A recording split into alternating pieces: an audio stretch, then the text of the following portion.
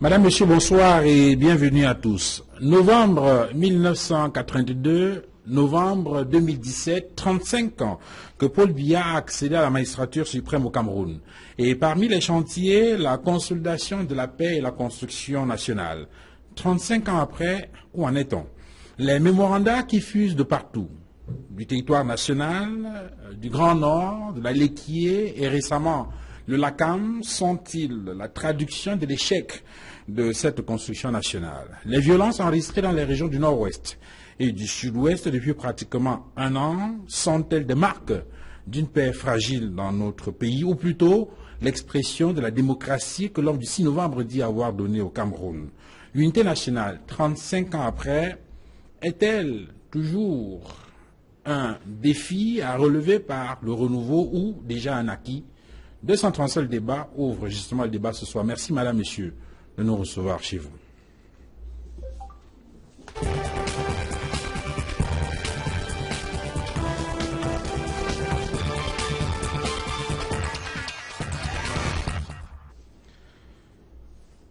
Sur le plateau de 237 le débat ce soir, pour ce débat justement, nous accueillons le professeur Auguste Nguilitou. Bonsoir professeur. Bonsoir. Et merci d'être venu sur ce plateau. C'est moi qui vous remercie de m'avoir invité. Voilà, vous êtes enseignant à l'université de Douala, vous êtes agrégé de sciences politiques et vous êtes vice-doyen de la faculté des sciences juridiques et politiques de l'université de Douala, c'est bien cela? Tout à fait. Voilà, merci donc professeur Nguilitou d'être venu. J'introduis le professeur Thomas Atenga, bonsoir. Bonsoir Duval. Merci d'être venu professeur. Merci de m'avoir invité. Voilà, vous êtes également enseignant à l'université de Douala, à la faculté des lettres et sciences humaines de l'université de Douala et donc chef du département communication. Vous êtes un ancien journaliste du Messager, j'aime bien le préciser. J'assume. Voilà. Cette identité. Puisque vous avez fait un DEA, je crois, en communication et journalisme, et puis plus tard une thèse en sciences politiques. Et vous êtes auteur d'un certain nombre d'ouvrages, dont celui que j'aime le plus, Cameroun, Gabon, la presse en sursis. Voilà, et beaucoup d'autres ouvrages, que ce soit dans le domaine de la publicité ou encore de l'analyse politique. Infiniment merci, professeur Thomas Atenga, d'être venu sur ce plateau. C'est moi qui vous remercie. J'introduis l'auteur Jean-Paul Biya. Bonsoir. Bonsoir Duval. Merci d'être venu. Merci, je passe cet après-midi pour répondre à votre invitation. Voilà, infiniment merci donc d'être venu. Vous êtes responsable de la communication au ministère de l'Enseignement supérieur. Ça dure 12 ans. Voilà, après avoir été pendant quelques années également responsable de la coopération internationale du ministère de la Communication. Et voilà, vous êtes également rédacteur en chef du journal Le Patriote. Ah, Le Patriote, voilà, ça c'est bien de préciser. Très bien, poche du pouvoir préféré. Militant politique aussi, puisque vous êtes chargé de mission communale au comité central du RDPC, le parti au pouvoir qui vient de célébrer les 35 ans de l'homme du renouveau. Oui. On en parlera tout à l'heure. Merci donc d'être venu. Professeur Claude Abbé, bonsoir. Bonsoir, monsieur Fangwa. Et merci d'être venu. C'est moi qui vous remercie. Voilà, vous êtes sociopolitiste et j'aime toujours préciser, même si vous n'avez pas beaucoup, que vous êtes enseignant à l'UCAC, Université catholique d'Afrique centrale. En tout cas, ce n'est pas elle qui vous a mandaté pour venir sur ce plateau. Venez à titre personnel. Infiniment merci, professeur, d'être venu sur ce plateau. C'est moi qui vous remercie. Vous avez la parole, vous la gardez, professeur Claude Abbé. On vient d'apprendre dans l'actualité un certain nombre de faits intervenus ces jours-ci, notamment dans la région du nord-ouest, Bamenda, Kumbo, où il y a eu des violences avec à la clé des morts, et parmi les morts, des forces de défense. Il y a comme, on a parlé des individus qui ont arraché, qui ont abattu des gendarmes, qui ont arraché des armes à feu, qu'on a d'ailleurs retrouvé auprès des églises auprès d'une église il y a quelque temps. Qu'est-ce que cela traduit de votre point de vue? Est-ce que ce serait exagéré d'affirmer que ça devient ingouvernable dans le nord-ouest et dans le sud-ouest du Cameroun, notamment depuis le début de la crise anglophone? Peut-être pas ingouvernable, parce que dire que c'est ingouvernable, ce serait peut-être aller un peu trop loin. De mon point de vue, la situation est en train de tourner vers quelque chose de difficilement maîtrisable, dans la mesure où aujourd'hui on a comme une impression qu'il y a la mise en musique de ce qu'on pourrait appeler une sorte de guérilla urbaine qui est en éclosion et qu'il faut peut-être rapidement... Et qui représente une menace réelle à la paix? Puisque vous voyez bien que quand des forces de défense. C'est symbolique, hautement symbolique, de mon point de vue. Quand les forces de défense sont attaquées au point où certaines d'entre elles peuvent avoir à perdre la vie, c'est à regret qu'il faut le dire, de mon point de vue, qu'aujourd'hui, il y a peut-être, il faut repenser les réponses de ce côté-là pour que la situation n'aille pas en s'aggravant, pour qu'il y ait une meilleure maîtrise de cette situation-là. Docteur Jean-Paul Biya, est-ce que ce n'est pas là une espèce de remise en question du slogan ou des slogans qui ont entouré la commémoration des 35 ans de pouvoir du président Biya, où on a parlé beaucoup de paix, on a parlé de construction nationale, d'unité nationale comme étant des éléments construits par le président Biya depuis son accession au pouvoir en 1982. Est-ce que ces éléments-là ne sont pas la traduction de ce qu'effectivement il y a un problème avec la paix au Cameroun aujourd'hui? Non, je pense qu'il faut ramener un tout petit peu ce qui se passe au Cameroun en remontant le cours des 35 ans du président Biya, un peu ce que le général de Gaulle a dit aux Français en 1946 dans le discours à Bayeux. Que dit le général de Gaulle? Il dit « L'histoire de la France est l'alternance entre les immenses douleurs et les fécondes grandeurs. » L'histoire de la France est l'alternance entre les immenses douleurs et les fécondes grandeurs. Donc, dans la trajectoire, la courbe de l'évolution d'un système politique, il y a des moments notamment de contestation et des moments d'approbation. Et dans le cas de Bamenda, effectivement, on est dans la trilogie, quand c'est dans le professeur Nguélétoua doit la savoir, il y a l'entrée en crise, la gestion de la crise et la sortie de crise. Bon, nous avons engagé la phase de ce que nous pouvons appeler ici la sortie de crise dans la troisième étape, effectivement. Mais on ne peut pas sortir d'une crise comme dans une arithmétique, à savoir 1 plus 1 égale 2. Il y a toujours des éléments de contestation, il y a des ailes dures, il y a des niches dormantes de la contestation. Dans le cas d'espèce, comment fait-on la différence pour séquencer ces éléments, je veux dire, cette chronologie que vous présentez? Il y a une évolution de la calmie quand même, qu'on ressent quand même sur le terrain, savoir notamment une reprise de l'activité sociale par endroits quand même dans certaines villes du nord-ouest et dans certaines villes du sud-ouest. Il y a une adhésion déjà notamment à un discours de paix, parce qu'en fait, dans la typologie de la paix, il faut au moins en considérer deux. Il y a la paix d'imposition, la paix de durcissement et la paix d'adhésion notamment. Nous sommes partis d'une paix d'imposition vers une paix d'adhésion qui est progressive. Quand vous dites paix d'adhésion, quelles sont les caractéristiques? C'est-à-dire une retraite de la population, de façon concrète et par elle peut vaquer à ses occupations sans avoir besoin des forces de l'ordre pour sécuriser une action. Est-ce que c'est le cas en ce moment, notamment dans ces régions? Oui, c'est vrai, il y a une évolution, comme je l'ai dit, mais en même temps quelques poches de résistance. Mais néanmoins, il y a une amorce, notamment, de sortie de crise. Est-ce que vous êtes aussi optimiste que le docteur Jean-Paul Biya, professeur Tenga, sur cette question?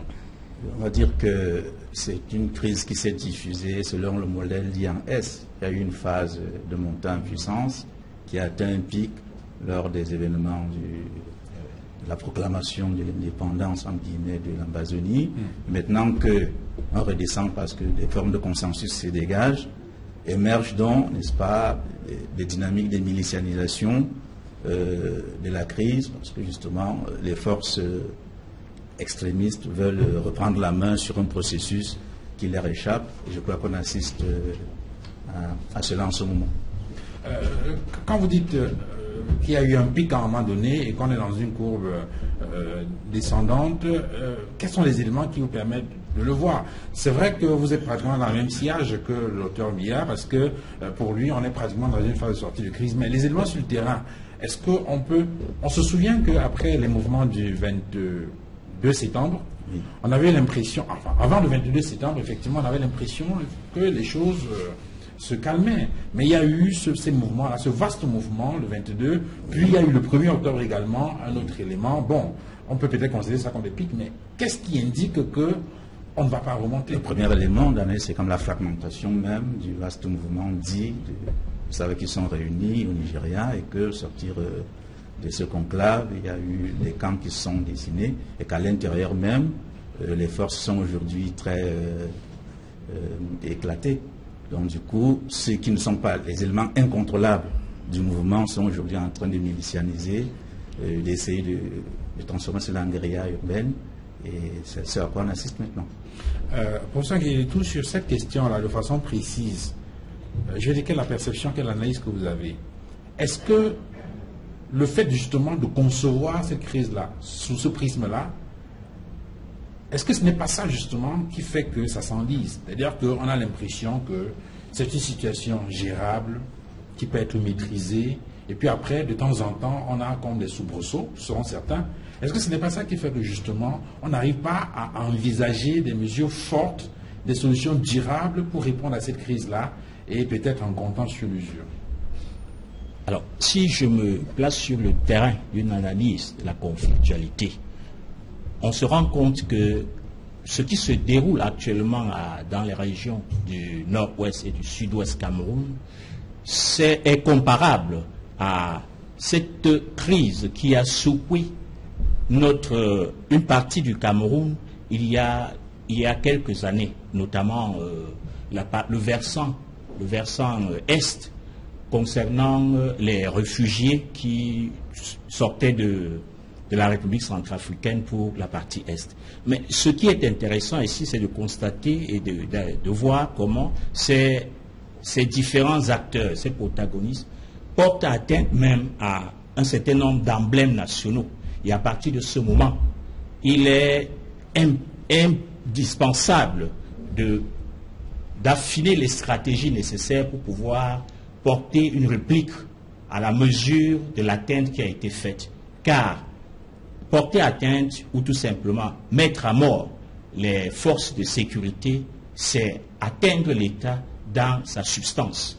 Et parlant des stratégies, je pense jusqu'à présent que l'État a mis un certain nombre de moyens pour pouvoir venir à bout de cette situation de crise. Mais malheureusement, il y a des poches de résistance, lesquelles poches de résistance se transforment en une sorte de forces diffuses qui sont de moins en moins maîtrisables et portent atteinte à ces différents emblèmes-là. Car vous le voyez, même au sein, dans cette dynamique conflictuelle, les acteurs en face ne parlent plus d'une seule voix. Il n'y a pas longtemps, on a parlé de la mise au banc d'un des leaders qui pourtant portait cette cause-là jusqu'au niveau des officiers camerounais. C'est donc dit qu'il faut adapter la stratégie à la nouvelle menace qui se donne à voir sur le terrain actuellement.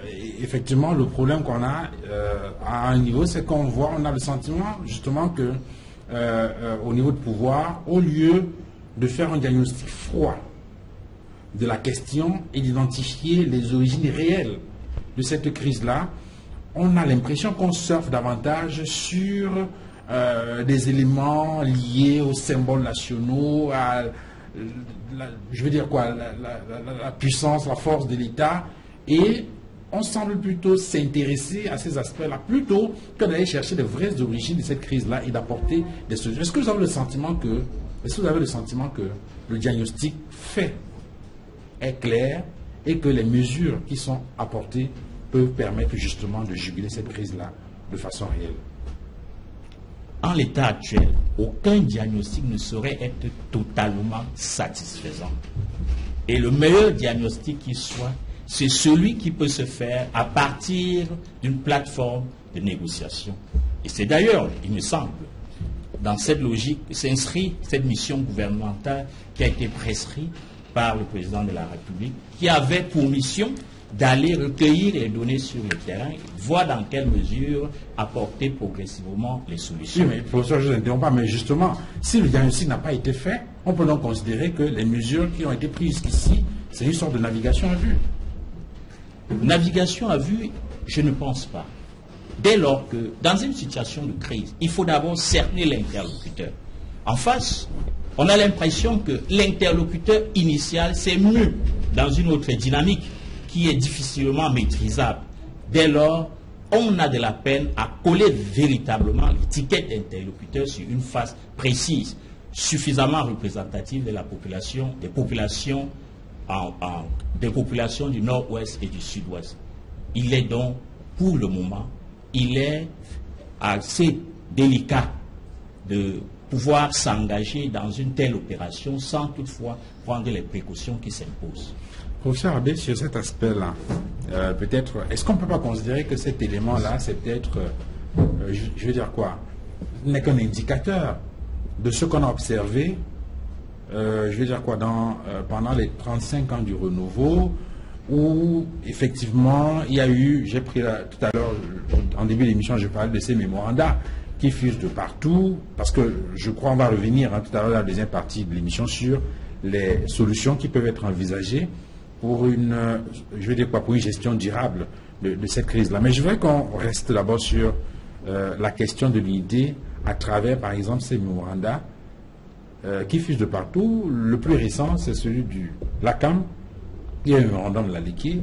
Il y a eu il y a quelques années le mémorandum du Grand Nord. Est-ce que tous ces éléments-là, tous ces mémorandums ne sont pas la preuve qu'effectivement il y a un problème avec l'unité nationale, notamment sur le renouveau? On peut faire 2 ou 3 lectures, mais avant de faire ces lectures-là, permettez-moi de ne pas être totalement d'accord avec mes 2 collègues en face, à savoir Jean-Paul Mbia et Guédietou, au sujet justement de la maîtrise de la situation. Vous savez, quand on est dans une situation où il y a une fragmentation des acteurs, une fragmentation d'un groupe, il devient difficile de pouvoir véritablement maîtriser ces fragments-là qui se mettent en mouvement. Lorsque vous avez un élément qui se mue, et qui donc se transforme progressivement, ça devient tout à fait difficile de dire qu'on est véritablement dans une pente où on est vers une descente totale. De mon point de vue, les situations de diffusion des acteurs et d'absence de fixation d'une identité sur l'acteur sont les situations les plus critiques et les plus difficiles à maîtriser quand on est dans une crise comme celle-là. Je voudrais croire ici que nos forces de défense vont avoir la réponse la plus idoine pour qu'effectivement on se rende compte qu'il y a eu là une nouvelle dynamique qui se met en place, parce que ce qui est arrivé aujourd'hui, par exemple, est un élément, un déclic de mon point de vue, qui montre que là on est dans une autre phase où des acteurs en civil guettent quotidiennement ceux qui sont en tenue et qui sont reconnus comme tels, et qui n'arrivent donc pas à reconnaître aujourd'hui qui sont véritablement leurs adversaires. Donc, de mon point de vue, il faut peut-être être circonspect dans cette logique-là. Pour ce qui est de la question des mémorandas, on ne peut pas faire une lecture unilinéaire des mémorandas. Il faut avoir une lecture nécessairement plurielle dans la question des mémorandas. Vous savez que autant on peut avoir une logique de mémoranda où les gens sont dans la logique d'un repli identitaire véritable, autant on peut se dire qu'il y a aujourd'hui que le repli identitaire est devenu un capital politique, qui n'est pas un effet hors de la structure, qui est à l'intérieur de la structure. Parce qu'en fait, ceux qui font des revendications sur cette base-là, que ce soit au nord, au sud, à l'ouest, ou dans ces mémorandas que vous attribuez à un certain nombre d'élites de la Liquide, vous allez vous rendre compte que ce sont des dynamiques militantes qui prennent l'engroupe comme étant une ressource à partir de laquelle on peut articuler le jeu politique. Et ça, il faut le reconnaître aujourd'hui, que le jeu politique n'apparaît plus dans le contexte qui est le nôtre, rien qu'avec les acteurs convenus de la société politique. Est-ce que cela veut dire que vous dissociez ces mémorandas-là, par exemple, de ceux qu'on a observés dans les régions nord et sud-ouest? C'est vrai que là, il n'y a pas de mémoranda ou de document écrit, mais il y a comme un dénominateur commun, c'est un mal-être et la nécessité peut-être d'une meilleure gouvernance, non? Ils sont des éléments qui peuvent avoir des choses en commun, comme il faut les dissocier. Ils peuvent avoir des choses en commun dans la mesure où l'ensemble exprime une sorte de mal-être, où les uns et les autres se disent qu'il y a un certain nombre de choses qui auraient pu être mieux faites et qui n'ont probablement pas été faites telles que c'était attendu. Mais le second élément important là-dedans, c'est que ces mémorandas ne sont pas une dynamique où on voit la mise en route de l'agressivité comme étant un opérateur de l'interaction, mais comme la mise en route d'un modèle d'articulation d'une forme nouvelle de communication et qui, de mon point de vue, peut être une sorte d'utilisation d'une ressource primaire qui apparaît comme un élément de communication dans ce sens-là. Professeur Thomas Tenga, peut-être avant de prendre la parole, je voudrais donner la parole au docteur Jean-Paul Biya. Sur cette question-là, je veux dire quoi, le professeur Abbé fait une différence entre les mémorandums et peut-être ces mouvements qu'on a observés dans la région nord et du sud-ouest, même s'il y a un acteur commun qui peut être lié au mal-être ou à la question de la gouvernance. On a finalement l'impression que les 35 ans du renouveau, pour l'essentiel, sur ces questions-là, c'était des contestations, replis identitaires, et puis peut-être que ceux du nord-ouest et du sud-ouest, estimant que la formule du mémorandum ou des mémorandums ne pouvait pas permettre de mieux, je veux dire quoi, de mieux faire comprendre le mal-être, ont décidé je pense qu'il faut recentrons le débat, c'est-à-dire il s'agit de questionner l'unité nationale. Est-ce que à cause des 35 ans du régime, le régime n'a pas su gérer l'unité nationale? C'est ça qu'il est question. Tout à fait. Qu'est-ce que l'unité nationale d'abord? C'est ça qu'il est question. L'unité nationale est un consensus. Quand on parle de l'unité, on parle d'abord de l'union, c'est-à-dire maison commune, union, chambre à part, unité. Il y en a qui peuvent aller plus loin, à savoir l'union, l'unité, l'univocité, l'unicité et l'univocité. Chambre commune, maison commune, chambre à part. Chambre des régions du nord-ouest, du sud-ouest, de l'ouest, de l'est, ainsi de suite. C'est d'abord ça, l'unité nationale. Est-ce qu'elle a volé en éclat? Non. Le professeur voulait parler de la conflictualité, c'est-à-dire qu'en fait, les différents acteurs entrent en conflit par rapport à un objectif à atteindre. De quoi est-il question? En fait, la partie du nord-ouest et du sud-ouest se sent marginalisée dans la gestion de l'État. C'est de ça qu'il est question aujourd'hui. Est-ce que nous sommes suffisamment représentés au niveau de la sphère étatique? C'est-à-dire, est-ce que le numéro 1, le numéro 2, le numéro 3, par exemple, représentent la physionomie de l'anglophone ou alors du francophone? C'est ça qu'il est question aujourd'hui en réalité. Le grand débat se tourne autour de cela. Et maintenant, au niveau des acteurs, maintenant, les logiques d'acteurs, il y en a qui sont modérés, il y en a qui sont extrémistes. Extrémiste négatif, c'est-à-dire il faut tuer, il faut tabula rasa. Maintenant, extrémiste positif, il faut imposer l'ordre établi. Vous voyez un peu. Donc, il y a une multiplicité d'acteurs. Le professeur Abbé l'a d'ailleurs dit, il y a une multiplicité d'acteurs. Maintenant, chaque acteur maintenant est sur une trajectoire précise. Nous voulons renverser la tendance actuelle, nous voulons une nouvelle tendance. Donc, ça participe de la dynamique d'une société. Mais pourtant que l'unité nationale n'est pas mise à mal. Chaque Camerounais se reconnaît dans l'unité nationale, dans tous les différents compartiments de la société, y compris au niveau de l'équipe nationale de football. Quand un originaire du Nord-Ouest regarde les Lions indomptables, il cherche une Nzip Tambe. Quand même il y aurait Benjamin Mokanjo, il y aurait Fabrice Olinga, il y aurait encore Kweke et autres, il cherche aussi Nzip Tambe. Il y a un des miens dans cette équipe. Dans toutes les structures étatiques en place, est-ce qu'on ne retrouve pas les ressortissants du Nord-Ouest ou du Sud-Ouest? Oui, on les retrouve. Une zone anglophone, une zone francophone. Maintenant, beaucoup veulent maintenant voir, est-ce que nous sommes dans une posture de décision? Parce que les revendications de mémorandum et autres, ça partit notamment d'une lecture alimentaire. J'ai besoin d'un poste. M. Chalan Tomé ou encore M. Sinjun Pokam ont besoin notamment de participer à la vie nationale en occupant une position de pouvoir, évidemment en obtenir également quelques dividendes. Peut-être pas forcément. Peut-être pas forcément. Ils sont la face émergée de l'iceberg en réalité. Mais maintenant, revenons à un point. Si on piège dans cet angle-là, vous risquez en faisant, je dirais, un parallélisme de forme que, pour ce qui concerne la crise anglophone, Maître Bala, ou c'est pas, quel autre leader là, ou Aya Paul-Abiné, ont besoin des postes, ont besoin. Alors, finalement, le sentiment qu'on peut avoir, c'est une affaire de poste. Un vivre ensemble, c'est-à-dire l'acceptation de l'autre dans sa diversité. C'est là que nous acheminons, en fait. C'est ça l'unité nationale, c'est un consensus. Parce qu'en évoluant avec la pensée de Ernest Renan, y compris ses contemporains aujourd'hui, on doit aboutir à pouvoir s'accepter dans un ensemble bien précis. Donnez Jean-Paul Biya, est-ce que vous avez le sentiment aujourd'hui, 35 ans après, que par rapport au moment où le président Biya prenait le pouvoir, 82, oui, la question de l'unité nationale aujourd'hui, je veux dire, l'unité nationale avance ou elle recule? Elle avance, elle progresse. Quels sont les signes qui l'indiquent? Notamment, comme je vous l'ai dit, fait comprendre, savoir qu'en fait, c'est une revendication peut-être pas marginale, mais c'est une revendication faible en réalité. Mais comme je dis, il y a plusieurs types d'acteurs. Il y a des extrémistes. Même dans une maison, il peut y avoir des dissonances, mais pas de dissidence. Ils finissent par entrer et s'entendre sur l'essentiel. Il y a des extrémistes, nous avons parlé de cela. Et le professeur Nguele a la conflictualité dans une logique d'acteurs. Il y en a qui sont pour qui adhèrent à une cause, d'autres qui sont pratiquement fascistes à la limite, pratiquement. Et cela, on doit pouvoir les contenir, les accepter et les convertir. Professeur Tenga, Oui, sur cette question. Oui.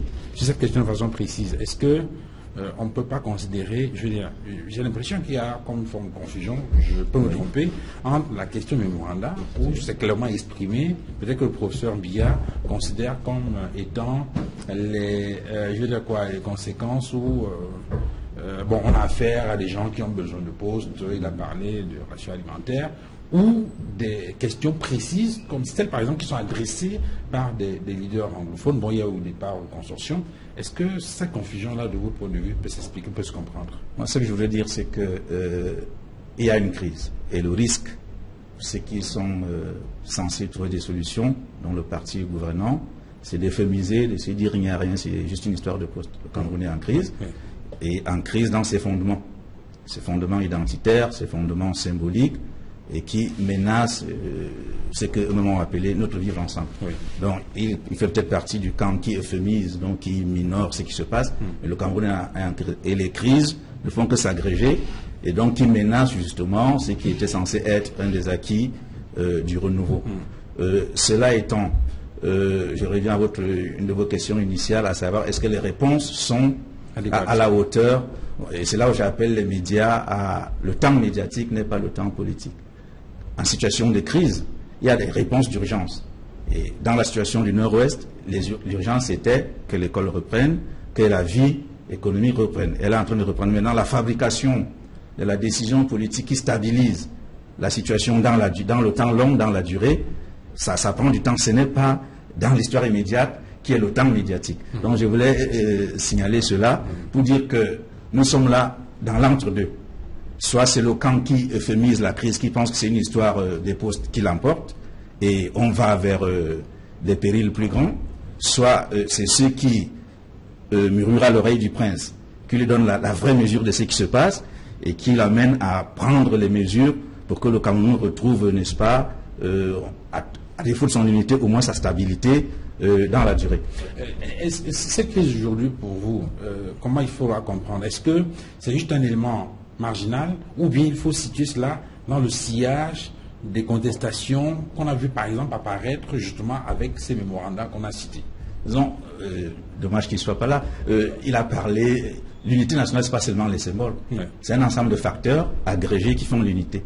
Et un des facteurs, il y a l'histoire commune, le facteur identitaire, le facteur socio-politique, c'est-à-dire la redistribution du fruit du travail collectif.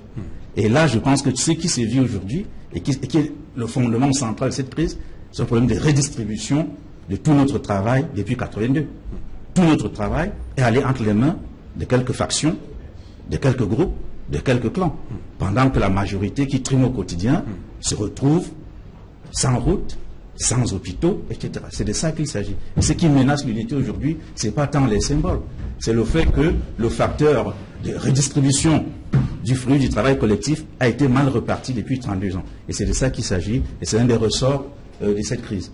Et cela moi, je donne mon humble point de vue. Et cela peut donc justifier, peut-être, professeur Guélétou, donc ces mémorandas-là, qu'il faut peut-être prendre au sérieux, même si on a le sentiment que, bon, ça émerge des groupes ethniques et des groupes tribaux.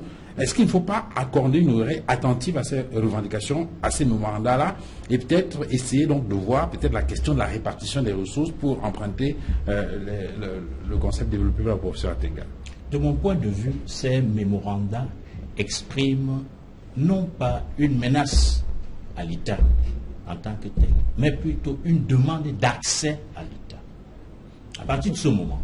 C'est pour ça que je dis tout à l'heure que ce n'était pas des éléments hors de la structure. Une demande d'accès à l'État. À partir de ce moment, les positions de pouvoir doivent être prises en considération en termes de redistribution. Parce que c'est de ça qu'il s'agit effectivement. Certes, si ces différents mémorandas ne sont pas suffisamment encadrés, ceux-ci pourront dériver en une sorte de communautarisme. Et là, ça pourrait constituer une véritable menace à l'unité nationale. J'espère que pour le moment, on n'en est pas là et que ce message qui est adressé au pouvoir public, ceux-ci prendront la mesure réelle, n'est-ce pas, du contenu pour pouvoir adresser des solutions à la mesure de l'espérance fondée dans ces différents mémorandas. Je voudrais juste préciser que ce que les collègues disent, dans la crise dite anglophone, on a deux visages. Il y a une demande d'accès à l'État. Il y a, parce qu'il y a eu probablement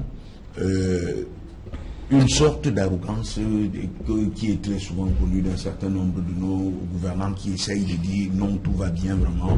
Les gens demandent juste des postes et ça, il faut... Et donc ça évite d'aller en profondeur dans l'analyse. Permettez-moi, il y a probablement de cela qui a amené un certain nombre d'individus à endoctriner. Parce qu'il faut le dire, il y a de l'endoctrinement dans ce qui se vit dans le sud-ouest et le nord-ouest. C'est des formes de radicalisation, il faut bien le dire, qui ont amené un certain nombre de populations à se dire, au fond, puisque ces gens ne veulent pas nous écouter, il faut qu'on trouve un autre moyen pour que nous arrivions à résoudre nos questions. Mais il faut y voir deux éléments.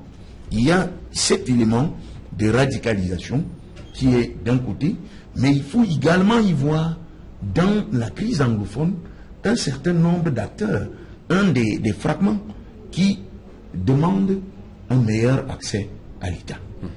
Et ce qui est tout à fait différent au niveau des mémorandas, parce que les mémorandas, c'est un certain nombre d'entrepreneurs politiques qui, en réalité, sans avoir nécessairement reçu le mandat de la part de des membres de leur communauté, qui voient un certain nombre de choses et les montent en épingle et essayent de dire nous avons besoin de telle ou telle chose. Et dans cette chose-là... Mais il me semble que ce sont les élites de ces communautés-là, donc suffisamment représentées voilà, c'est la communauté. Vous voulez dire que, par exemple, pour le LACAM, il y a eu une consultation à la base? Est-ce qu'il faut forcément une consultation à la base? C'est quoi la base?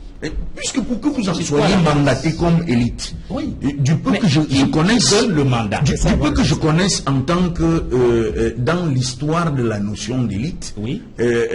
Du peu que je connaisse, on ne devient pas une élite d'une communauté s'il n'y a pas eu un certain nombre d'éléments à caractère socio-anthropologique qui vous en donnent le référentiel pour pouvoir parler ou non de la communauté.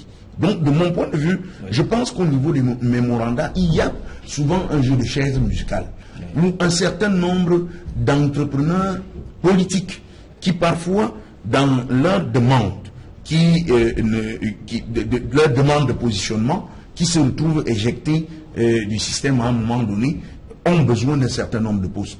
Mais de mon point de vue, il ne faut pas mêler les deux. Il ne faut pas mêler les deux. Même si prendre la crise anglophone comme étant il me semble que sur cette question, ceux qui sont habilités à adresser un certain nombre de préoccupations collectives sont les élites, qu'on le veuille ou pas. À partir de ce moment, la question c'est de savoir est-ce que ces communautés s'y retrouvent. Si ces communautés s'y retrouvent, alors je pense que la minorité, quand bien même, l'élite, quand bien même elle serait minoritaire, elle parle au nom de la majorité silencieuse.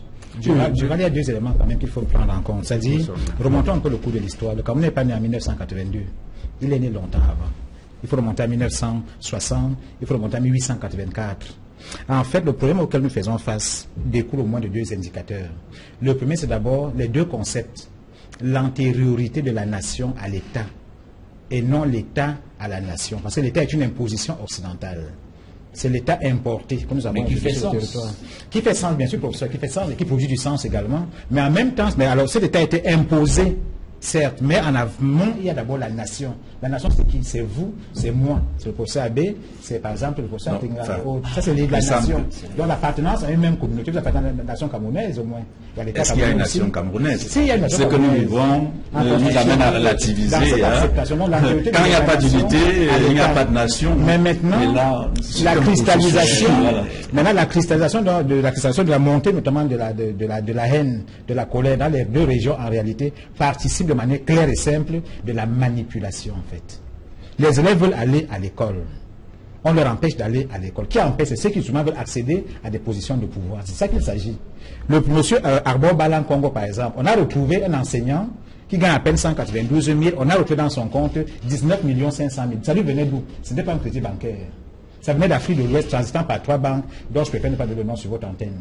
Il y en a beaucoup. Donc, 8 acteurs majeurs du consortium avaient des fonds qui venaient de l'extérieur, avec pour finalité de déstabiliser notamment le système mis en place. C'est ça qui est la question, en fait. Le deuxième point maintenant, il y a aussi, dans la Constitution, c'est un peu un péché véniel, en fait. Parce qu'en fait, le législateur de 2008, enfin, remonté à 96, du 18 janvier 96, a inscrit notamment une disposition qui semble un peu aujourd'hui faire problème. C'est l'article 1, alinéa 7. Les deux langues, le français et l'anglais, sont des langues d'égale valeur. Des langues d'égale. Ça laisse croire notamment à l'opinion en général, à savoir, dès qu'on a un francophone à côté, il faut y mettre un anglophone. Dès qu'on a un anglophone, on a un francophone. Maintenant, au niveau de l'arithmétique politique, ça pose aussi un problème. On a environ 23 millions de Camerounais. Combien d'anglophones sur 23 millions? À peine 5 millions 6. C'est ça que la question. Mais néanmoins, à plusieurs niveaux de la société maintenant, on a une répartition qui ne tient même plus compte de cela. Vous avez 8 universités d'État, c'est le secteur qui est le mieux en fait. Oui, justement, cette perception, c'est cette perception de la question historique qu'on ne peut pas, c'est la question de la biculturalité, de la question de la biculturalité du oui, c'est vrai, c'est ça que je parle. Qui se joue au niveau de la zone anglophone. Oui, tout à fait. Faire l'amalgame avec les mémorandas, de mon point de vue, c'est mettre de l'huile aux poudres à ce moment-là, de mon point de vue. C'est-à-dire qu'il vaut mieux distinguer véritablement. Il n'y a pas d'amalgame. Enfin, je ne sais pas pour ce qui me concerne. Vous m'avez interrompu. Je voulais juste recentrer. Lorsqu'on a parlé des mémorandas, et puis on a parlé de la crise anglophone, en fait, c'est qu'il y a ce fait d'actualité en rapport avec la crise. C'est pour ça qu'on a ouvert avec ça. Mais la question mémoranda, c'était pour voir la question. Lorsqu'on a évoqué la question du mandat, c'est pour voir si cela ne peut pas être considéré comme un indicateur de ce que l'unité nationale aujourd'hui est un problème. Parce que, effectivement, les gens revendiquent, vous avez dit, des parts de gâteau. Ça veut dire qu'il y a un problème au niveau de la répartition des richesses. Et qui se finit justement à travers ces mandats-là. Mais maintenant, le sentiment qu'on a en vous écoutant, c'est qu'il y a un problème de casting. Est-ce que ceux qui portent la voix, effectivement, sont représentatifs ou pas? Enfin, ce débat-là, il peut être ouvert. Mais moi, la question que je pose, je reviens là-dessus. Bon, il y a des éléments que vous avez évoqués, peut-être sur lesquels on va pas revenir. Mais la question que je pose. Duval, vas-y. En 82, lorsque le président Biya prend le pouvoir, oui, la question de la construction nationale est un défi. Oui. Aujourd'hui, 35 ans après, le défi est-il moins important? C'est-à-dire, est-ce qu'on a avancé? Ou bien il est beaucoup plus grand? Ça dépend de quel côté on se trouve. Véritable stade des Pyrénées, erreur au-delà de Pascal. Je vous ai dit, en fait, ça dit Duval. Quand vous avez un chef d'entreprise qui est francophone, on attend voir son adjoint anglophone ou l'inverse. Mais les anglophones laissent, enfin, du moins l'élite anglophone en réalité, celle qui est au pouvoir d'une manière ou d'une autre. Notamment, Amaya partie avec ça. Parce qu'en fait, les gens réclament une équité politique. C'est ça qu'il est question. On réclame une équité. Ça veut dire que si nous avons 30 ministres, qu'on ait 15 anglophones et qu'on ait 15 francophones. On ne peut pas s'entendre sur ça, à partir au moins notamment au niveau de la démographie politique également. On n'a pas le même nombre, le même chiffre, à tous les niveaux que ce soit. Ce n'est pas possible à travers cela. De deux, maintenant, on a un chef de l'État qui a été investi du pouvoir de conduire notamment les rênes d'un pays. Et ce pays avance également en de très bons termes. Vous vous rendez à l'évidence qu'en fait, même en regardant la structure de l'État en réalité, vous avez notamment un exécutif qui a un francophone, chef de l'État, et un chef de gouvernement. Et maintenant, depuis 25 ans, on a un premier chef de gouvernement. Bon, c'est le professeur Nyamding qui disait il y a quelque temps que dans le protocole d'éclat, lorsqu'on regarde, le premier anglophile il apparaît en 4e ou en 5e position. Bon, je ne sais pas si c'est à ça que vous voulez faire allusion. Le professeur, vous ne va pas que c'est terminé. En tout cas, allez-y, professeur. Moi, je voulais vous relancer sur la question de... parce qu'il a parlé tout à l'heure de l'unité nationale et de la nation. Vous semblez ne pas être d'accord. Est-ce que vous êtes en train de dire qu'on ne peut pas parler d'unité nationale parce qu'il n'y a même pas encore de nation? Absolument, mais avant de venir à votre question, je voulais dire que je suis un peu inquiet à entendre parler mon collègue membre du RDPC de réduire cette crise à une histoire de redistribution, de manipulation, de postes entre élites. C'est quand même faire fi, c'est presque porter atteinte à la dignité de ces milliers de nos concitoyens qui vivent dans leur chair les affres de tout ce qui se passe. La crise anglophone n'est pas seulement une affaire de redistribution des places et des postes d'extrapontins. Et je pense que si c'est les conclusions, si ce sont les conclusions que la mission envoyée là-bas a ramené à celui qui est censé mettre tout cela en musique, il y a lieu d'être inquiet et se dire qu'on va vers des périls plus grands. La crise est profonde. C'est une crise, on l'a dit tous, une crise identitaire et davantage une crise de développement. Le développement a été complètement inégal depuis 1982. Et en cela, au-delà de tout ce que le RDPC a essayé de bien faire, il a échoué dans sa capacité à apporter un développement, à défaut d'être équilibré, mais au moins un développement acceptable par un certain nombre de pays. C'est de ça dont il est question. Question des infrastructures de base, l'accès aux services sociaux de base. Et l'unité, c'est d'abord un guichet que l'État vous offre en termes de services. Je me sens camerounais parce que l'État me protège au niveau de la santé, au niveau de l'éducation, au niveau de ma sécurité. Quand l'État a échoué dans tout cela, les symboles et le reste n'ont plus de sens. C'est périphérique. Monsieur Diva Tangwa, excusez-moi, je parle à doctorat dans l'enseignement supérieur depuis près de 12 ans en fait. C'est-à-dire, en termes de redistribution, on parle de développement en réalité. C'est-à-dire, le nord-ouest et le sud-ouest, en réalité, le président de la République a donné la part léonine dans la répartition des établissements et des universités. Prenez le cas du nord-ouest. Le nord-ouest, à lui seul, a 3 facultés de médecine. Le sud n'en a pas une seule. Le nord-ouest a une université d'État. Je n'ai pas parlé de 17 j'ai parlé de manière générale. Oui, non, on va y aller. Il n'y a pas une déséquilibre au niveau de l'attribution maintenant des répartitions. Parce que comme l'a dit un des fondateurs de l'université de Harvard en 1634, John Harvard, qu'est-ce qu'il a dit? Si vous imaginez que l'enseignement coûte très cher, alors essayez l'ignorance. Quand on vous donne une université d'État, quand on vous donne une faculté de médecine, quand on vous en donne 2, 3, c'est-à-dire à Boya, à Bamenda et à Kumbo, 3 facs de médecine, à Ebolova, il n'y a rien, à Sama, il n'y a rien, Kribi ou encore la vallée d'une Tête, il n'y a absolument rien. Il n'y a même pas une université en projet actuellement dans le sud. Dans le nord-ouest, on a déjà 3. Vous allez un tout petit peu. Donc, en termes de répartition... Mais docteur Biya, sur cet aspect... vous allez continuer. Mais cet aspect, vous avez pas l'enseignement supérieur. Oui. Si on revient par exemple au niveau de l'enseignement secondaire, ils vont certainement se demander, ça sert à quoi de construire toutes ces universités, donner tous ces lycées, si dans ces lycées, qui sont fréquentés par des anglophones, on envoie des enseignants francophones. Qui sont capacités par la formation, c'est-à-dire qu'ils s'adaptent également à la langue. Des deux côtés, ça se fait. Et c'est justement la raison pour laquelle ils sont descendus dans la rue. C'est-à-dire, n'est-ce pas, en fait. Prenez un exemple tout simple. C'est-à-dire, combien passe le baccalauréat dans la région du Sud? Combien s'inscrivent à l'université? Combien le font également à Bamenda ou encore à Bamenda? Le ministre Atang a clairement dit, à savoir, il n'y a pas un problème de marginalisation des anglophones par rapport aux francophones. Fussent-ils plus nombreux que les autres en termes d'arithmétique électorale? Non, pas du tout. Okay. Maintenant, je crois qu'il faut au moins reconnaître un minimum, c'est que le RDPC, en 35 ans de régime, a beaucoup donné dans la région du Nord-Ouest et puis dans le Sud-Est. Il faut le reconnaître. Maintenant, c'est une contestation entre les élites, c'est une autre paire de manches. Afin des équilibres il y a peut-être une mauvaise représentativité des élites, ça c'est un autre débat. Mais il faut intégrer une variable qui est très importante, c'est la manipulation des jeunes dans la rue. Qu'on envoie casser, ceux qui ont tué par exemple les 2 gendarmes hier à Bamenda, c'est des enfants de 18 ans. On les a identifiés. Les armes qu'ils avaient sous la main, c'est-à-dire le groupuscule avait moins de 23 ans. Des gens qui sont manipulés, instrumentalisés, pour pouvoir notamment remettre en cause l'ordre établi. Bon, alors, vous allez prendre la parole tout à l'heure dans quelques secondes pour votre conclusion, docteur Biya. Oui. Le temps de la parole au professeur Abbé sur cet aspect-là.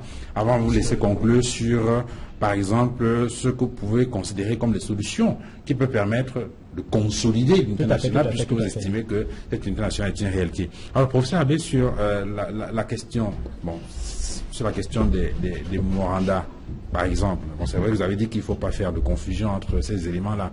Mais est-ce que cela traduit, je veux dire quoi, est-ce que ces memoranda-là sont la conséquence de la politique mise en place par le renouveau pour résoudre justement ces questions-là à travers l'équilibre régional? Enfin, vous aimez plutôt parler de la politique des quotas, c'est l'expression que vous aimez le mieux. Est-ce que c'est justement pour résoudre ce problème-là que le régime du renouveau a mis en place ce système? Bon, peut-être qu'il doit être antérieur au régime du renouveau. Vous savez, le premier texte sur la politique des quotas que vous appelez équilibre régional date d'un peu avant l'arrivée de M. Biya au pouvoir. Et puis quand il arrive en 82, il y a un autre décret qui a été pris, et puis en 92 même il y a un autre texte qui a réaménagé ces dispositions-là. Mais ce que je voudrais dire, c'est que aujourd'hui, tel que la politique des quotas se déroule dans le contexte du Cameroun, c'est une grosse tricherie. C'est une grosse tricherie, c'est-à-dire c'est des élites politico-administratives qui entre elles jouent entre elles à recruter leurs propres enfants et autres, et si on ne prend qu'au niveau de l'accès au niveau des grandes écoles. Vous allez vous rendre compte que si on devait prendre, vous avez vu tout ce qui s'est déroulé ces temps derniers, je ne vais pas parler des lyricons et parler encore d'un certain nombre de grandes écoles qui ont été indexées sur ce plan-là. Ce dont on se rend compte, c'est que les élites politico-administratives utilisent cet élément-là pour dire, puisqu'il y a un problème de représentation, nous faisons en sorte que les nôtres soient présentes, et de cette manière-là, on se reproduit. Et c'est malheureusement cette instrumentalisation malheureuse de la politique de l'équilibre régional qui aujourd'hui peut être un des éléments. C'est-à-dire que probablement on a voulu résoudre un problème en faisant en sorte que l'ensemble des Camerounais soient véritablement présents dans la gestion de la chose publique, mais qu'aujourd'hui ça pose un problème. Et ça fait que au-delà de cet élément, on va également se rendre compte que le professeur Gabriel Lep parlait de cette politique de l'équilibre du triangle équilatéral qui s'est poursuivi sous le renouveau de cette façon-là. Mais ce que les populations disent aujourd'hui, c'est qu'en fait, ces élites-là, nous ne semblons pas voir le retour dans nos ménages. Nous ne savons pas voir le retour dans nos vies quotidiennes. Et on ne ressent pas les effets. C'est en réalité de cela qu'il est question. Ça fait que finalement, si les choses fonctionnaient d'une manière normale, on n'enregistrerait pas des mémorandas qui viendraient en arrière-plan. Puisque cette politique-là a continué à avoir libre cours dans la réalité de la gouvernance et des affaires d'intérêt commun. Alors, s'il vous plaît, professeur Guéléto, quelques secondes.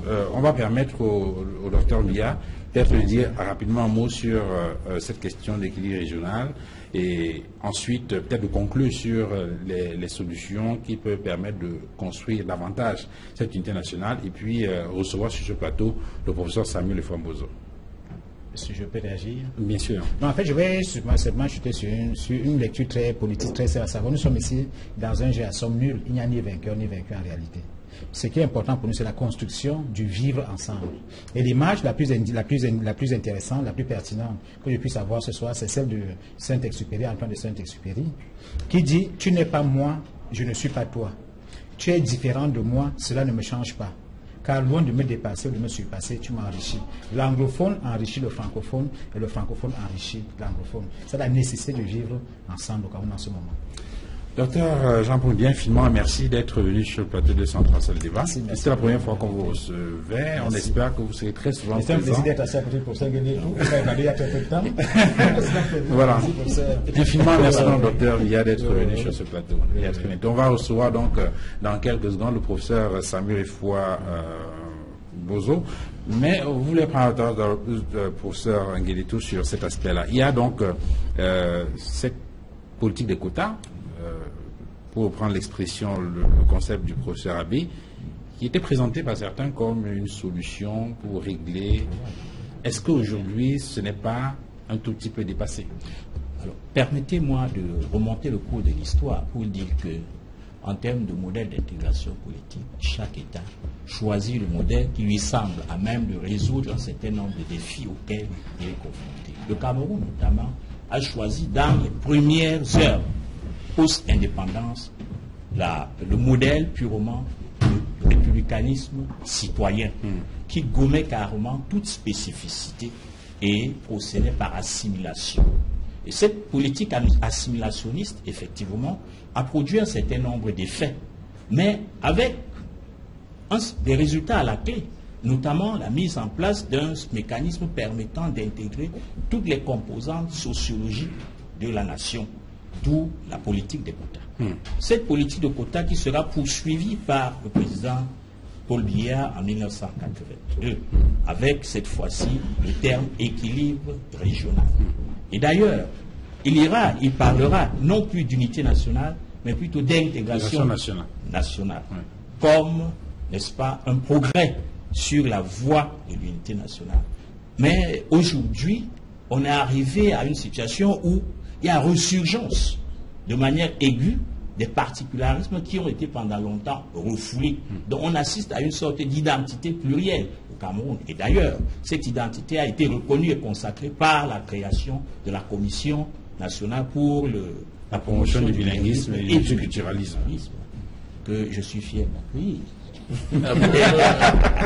Alors, donc c'est pour vous dire effectivement qu'il n'y a pas de trajectoire linéaire dans le modèle de construction de l'unité nationale.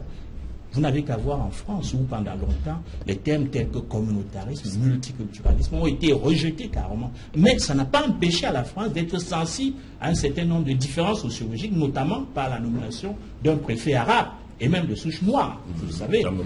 Et voilà, et les écoles, le grand débat sur la reconnaissance des cultures immigrées à travers la loi de 1974 sur le regroupement familial. C'est donc dire que ce n'est pas inscrit dans une logique de marbre. Cela évolue en fonction des conjonctures politiques. Alors, sur cette affaire, cette politique d'équilibre régional, professeur Atenga, pour certains, si au départ cela se comprenait, cela se justifiait, aujourd'hui, je veux dire quoi, soit 50 ans après l'indépendance du Cameroun, on ne devrait plus y être. Disons que la plupart des États d'Afrique francophone, en tout cas, ont évolué dans une espèce de déni de la question de l'ethnie. On n'a même pas pendant longtemps, on ne l'a pas pensé à l'université parce que c'était honteux. On a voulu fabriquer un citoyen de toutes pièces, oubliant qu'il vient d'abord de quelque part. En Afrique du Sud, vous voyez comment le pouvoir a été reparti. Bon, aujourd'hui, on essaie de se rattraper au moment où il y a moins de ressources, beaucoup de population, et que les enjeux ne sont plus seulement internes. Il y a aussi les voisins, ce qu'on appelle la communauté internationale, etc. Donc ça devient aujourd'hui problématique. Mais on ne peut pas continuer à faire fi de l'ethnie. On est obligé de la penser et de l'intégrer dans notre manière de faire la politique. Ça a été un déni pendant près de 50 ans d'universités africaines, d'Afrique francophone. On est obligé de se saisir de cette question aujourd'hui. Et en se saisissant de cette question, en fabriquant des réponses, ça va aider le politique à prendre de bonnes décisions, de mon point de vue. Alors, nous recevons donc sur ce plateau le professeur Samuel Fonbozo. Professeur, bonsoir. Bonsoir. Et merci d'être venu sur ce plateau. Merci. Alors, vous êtes en politique, vous avez été secrétaire général de l'Assemblée nationale du Cameroun entre 1988 et 1992. Vous avez également été membre du Parlement camerounais entre 1997 et 2002. Et vous êtes historien, puisque vous avez fait un doctorat d'État en histoire à l'Université Yaoundé. La thèse, c'était « Approche critique de la tutelle des Nations Unies sur le Cameroun sous l'administration française 1946-1960 ». Aujourd'hui, vous êtes membre de la Commission nationale de promotion du bilinguisme et du multiculturalisme. C'est une commission qui a été mise en place par le chef d'État comme réponse, entre autres, à la crise qui sévit dans la région du nord-ouest et du sud-ouest depuis pratiquement un an. Est-ce que vous avez le sentiment, depuis que vous êtes dans cette commission, par exemple, que vous avez déjà fait le bon diagnostic de la situation et que les réponses vont être données d'un moment à l'autre par rapport à cette question? Est-ce que le diagnostic a déjà été fait au niveau de la commission? Merci pour votre invitation. Je voudrais d'emblée dire que je ne suis pas de ceux qui sont très pressés. L'histoire se fait dans la durée. Et je constate malheureusement que les Camerounais sont toujours pressés. 50 ans dans la construction d'un État, c'est rien du tout. Là, je parle en historien. Et je suis très content de ce que mon collègue vient de dire par rapport à l'évolution des politiques d'intégration, d'unité nationale qui ont été appliquées par notre pays. Et l'historien que je je dirais, mais c'est tout à fait normal. Sans remonter à Mathusalem, je dirais, mais le Cameroun, c'est un conglomérat de tribus qui ont émigré, venant, n'est-ce pas, du Grand Nord. Et lorsque les Occidentaux arrivent et essaient de les sédentariser, ils sont encore en mouvement. Et lorsque ces Occidentaux créent nos États que nous avons aujourd'hui, il n'est que normal que ces États devenus indépendants essayent d'adopter des politiques qui concilient donc la diversité et maintenant l'obligation de vivre ensemble parce qu'ils se retrouvent dans un État au sens juridique, c'est-à-dire un territoire, une population et un gouvernement. Dans la réalité, il revient à cet État-là d'organiser ce vivre ensemble. Vous voulez qu'en 50 ans, on ait ce que d'autres pays ont élaboré à coups de siècle? Je dis non, l'historien que je suis, je me refuse d'aller à cette façon de voir les choses. Laissons le temps au temps. Et c'est tout à fait normal, tous ces soubresauts que nous vivons, cela participe justement de la dynamique d'un pays qui évolue. Les politiques d'hier ont peut-être montré leurs limites. C'est tout à fait normal qu'il y ait des réactions. Maintenant, il appartient aux gouvernants de rectifier le tir, de dire peut-être que les options faites hier n'étaient pas très appropriées. La preuve, c'est les réactions que nous recevons du peuple. Et quand maintenant, on peut rectifier le tir. Alors, quand vous arrivez? Pour revenir à votre question, Oui. Effectivement, lorsque la crise naît, en octobre dernier, il y a un certain nombre de revendications qui sont faites. Et le chef de l'État qui estime que les Camerounais ont perdu la voie qui était la leur au départ, c'est-à-dire qui vivent de plus en plus leur repli identitaire, parce que au début, quelqu'un l'a dit, c'est une question. Les États étaient indépendants, il fallait construire les États, il fallait les consolider. On a donc mis de côté un peu l'aspect ethnique, en privilégiant, n'est-ce pas, le vivre ensemble, l'unité nationale, le développement de ces États. Mais par la suite, nous l'avons connu, nous avons vu au Cameroun qu'il y a eu à un certain moment, à partir pourtant d'une politique noble, telle que l'équilibre régional, parce qu'il fallait quand même tenir de cette diversité. Mais on a vu qu'il y a eu comme une espèce de déviance, où l'équilibre régional s'est transformé en repli identitaire. Et c'est tout à fait normal, donc, la création de la commission pour le bilinguisme, pour revenir à votre question, ait été inspirée par le chef de l'État au moment où, justement, il y a cette crise qui naît. Pour le dire aux Camerounais, d'accord, nous sommes différents, mais nous devons continuer à vivre ensemble. Nous devons préserver ce que nous avons d'essentiel. Et qu'est-ce que nous avons d'essentiel? Nous avons d'essentiel le bilinguisme d'État, de langues officielles. On ne peut pas refaire l'histoire. Nous ne pouvons pas rejeter cela. Le Cameroun compte aujourd'hui 280 langues. Il est difficile de dire que nous allons instituer une langue officielle parmi les langues nationales. Ça viendra avec le temps, sûrement.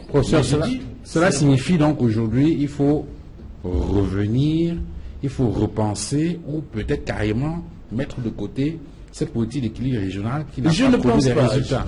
Il faut peut-être l'affiner. L'affiner. Mais je suis de ceux qui pensent que dans la diversité, dans l'unité, il faut tenir compte également de la diversité. Je suis de ceux qui pensent que, pour revenir sur une expression que les Camerounais aiment bien utiliser, c'est-à-dire le gâteau national, je suis de ceux qui pensent que toutes les régions du Cameroun aujourd'hui doivent avoir accès au gâteau national. Si on peut parler ainsi, je n'aime pas beaucoup ce terme, mais je vous le dis, doivent avoir accès aux responsabilités, doivent contribuer, n'est-ce pas, à l'édification d'un Cameroun riche et prospère. Donc, je ne suis pas de ceux qui pensent que c'est une mauvaise chose, l'équilibre régional. Pour ma part, il faut tout simplement l'affiner. Comment? Dans toutes les régions du Cameroun. Vous allez prendre la parole tout à l'heure, professeur, pour expliquer comment on peut affiner davantage cet équilibre régional-là. Pour revenir à vous, professeur Claude Abbé, effectivement, vous dites que, bon, aujourd'hui, c'est un peu dépassé, il faut refaire autrement. Est-ce que vous pouvez repréciser davantage votre pensée en ce qui concerne justement, je veux dire, je dis quoi, comment affiner cet équilibre régional-là de manière à ce que cela permette, en même temps que cela exprime les identités réelles, que l'unité nationale ne soit pas mise en mal?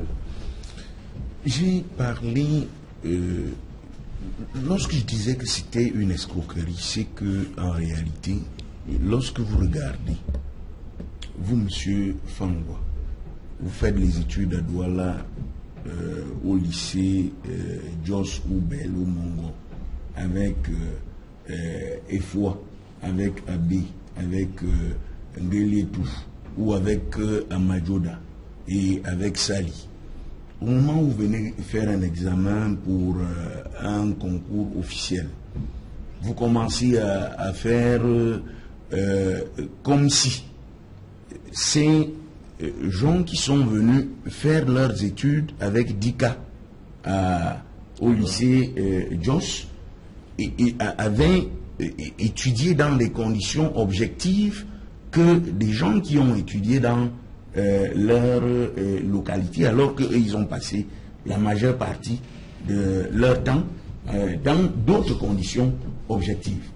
De mon point de vue, il y a là une grosse escroquerie. Il faut faire, si on veut faire en sorte que ces gens-là véritablement soient en compétition, qu'on mette les gens qui ont effectivement étudié dans les mêmes conditions objectives, indépendamment de leurs origines primaires.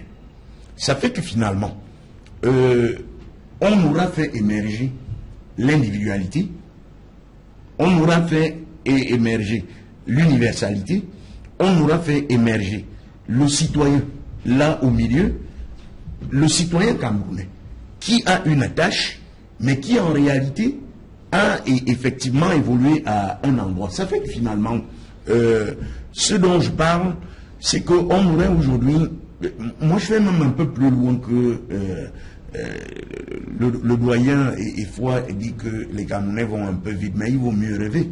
Il vaut mieux rêver pour construire véritablement une nation. Moi je vais même un peu plus loin que la citoyenneté multiculturelle.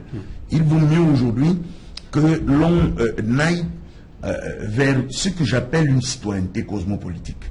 Qu'est-ce que j'entends par citoyenneté cosmopolitique? C'est-à-dire, c'est une citoyenneté qui se nourrit d'une pluralité irréductible.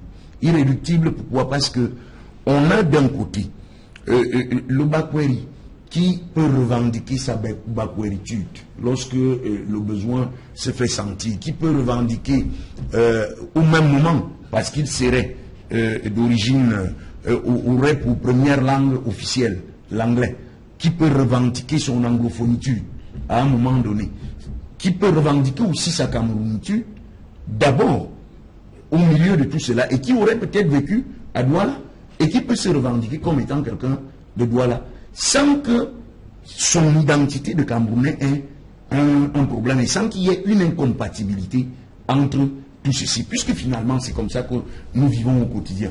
Beaucoup de personnes qui vivent à Douala, au moment où arrive un certain nombre de revendications identitaires, vont dans ce farfouilles-là et puis prennent l'une des identités selon les opportunités qui se présentent. De mon point de vue, aujourd'hui peut-être il vaut mieux aller un peu plus loin que la dimension qui se donne à voir aujourd'hui, où on a une confiscation d'un certain nombre de positions de pouvoir par un certain nombre d'élites qui se reproduisent sous le fallacieux prétexte de l'équilibre régional. Alors, professeur Thomas Tenga, sur cet aspect-là, la question par exemple de l'équilibre régional, il y a le mouvement qui est fait par le professeur Abbé sur la manière d'affiner cet équilibre régional-là de manière à ce que cela soit plus efficient en termes d'équité, d'égalité dans la répartition du gâteau national. Est-ce que là-dedans, on ne risque pas de tuer ou bien de détruire le principe de la protection des minorités? Parce qu'il semble également que dans le souci de la préservation de l'unité nationale, il faut également tenir compte de ces minorités-là. Comment ça se fait de votre point de vue? Je disais tout à l'heure qu'il y a eu pratiquement près de 40 ans de déni de la question identitaire. Moi, je me souviens de mes années d'école primaire à l'école du plateau à Temengue. On nous apprenait un seul chef, un seul peuple, une seule nation. Il n'y a jamais eu un seul peuple. Il y avait peut-être un seul chef. Un peu comme sous la Il y avait des peuples, mais on voulait nous faire croire qu'il y avait un seul peuple. Aujourd'hui, la réalité nous rattrape. Et le constat est que nous prenions acte qu'il n'y a pas eu un seul peuple. Maintenant, comment on fait vivre ensemble les peuples dans leur identité, de manière à ce que chacun ait accès à ce que nous appelons, en guillemets tout à l'heure, le gâteau, en fait, qui est le bien-être, le développement, tout simplement. Donc, et ce n'est qu'en prenant acte de cela, peut-être autour d'un dialogue, on ne sait pas quelle forme sera donnée par celui qui, pour le moment, met tout cela en acte, mais il faut qu'on prenne acte.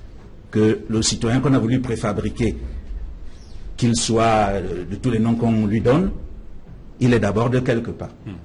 Et c'est justement cela le multiculturalisme. Le multiculturalisme part justement de ce constat de la pluralité, n'est-ce pas, des cultures, mais qui doivent vivre ensemble, qui doivent cohabiter.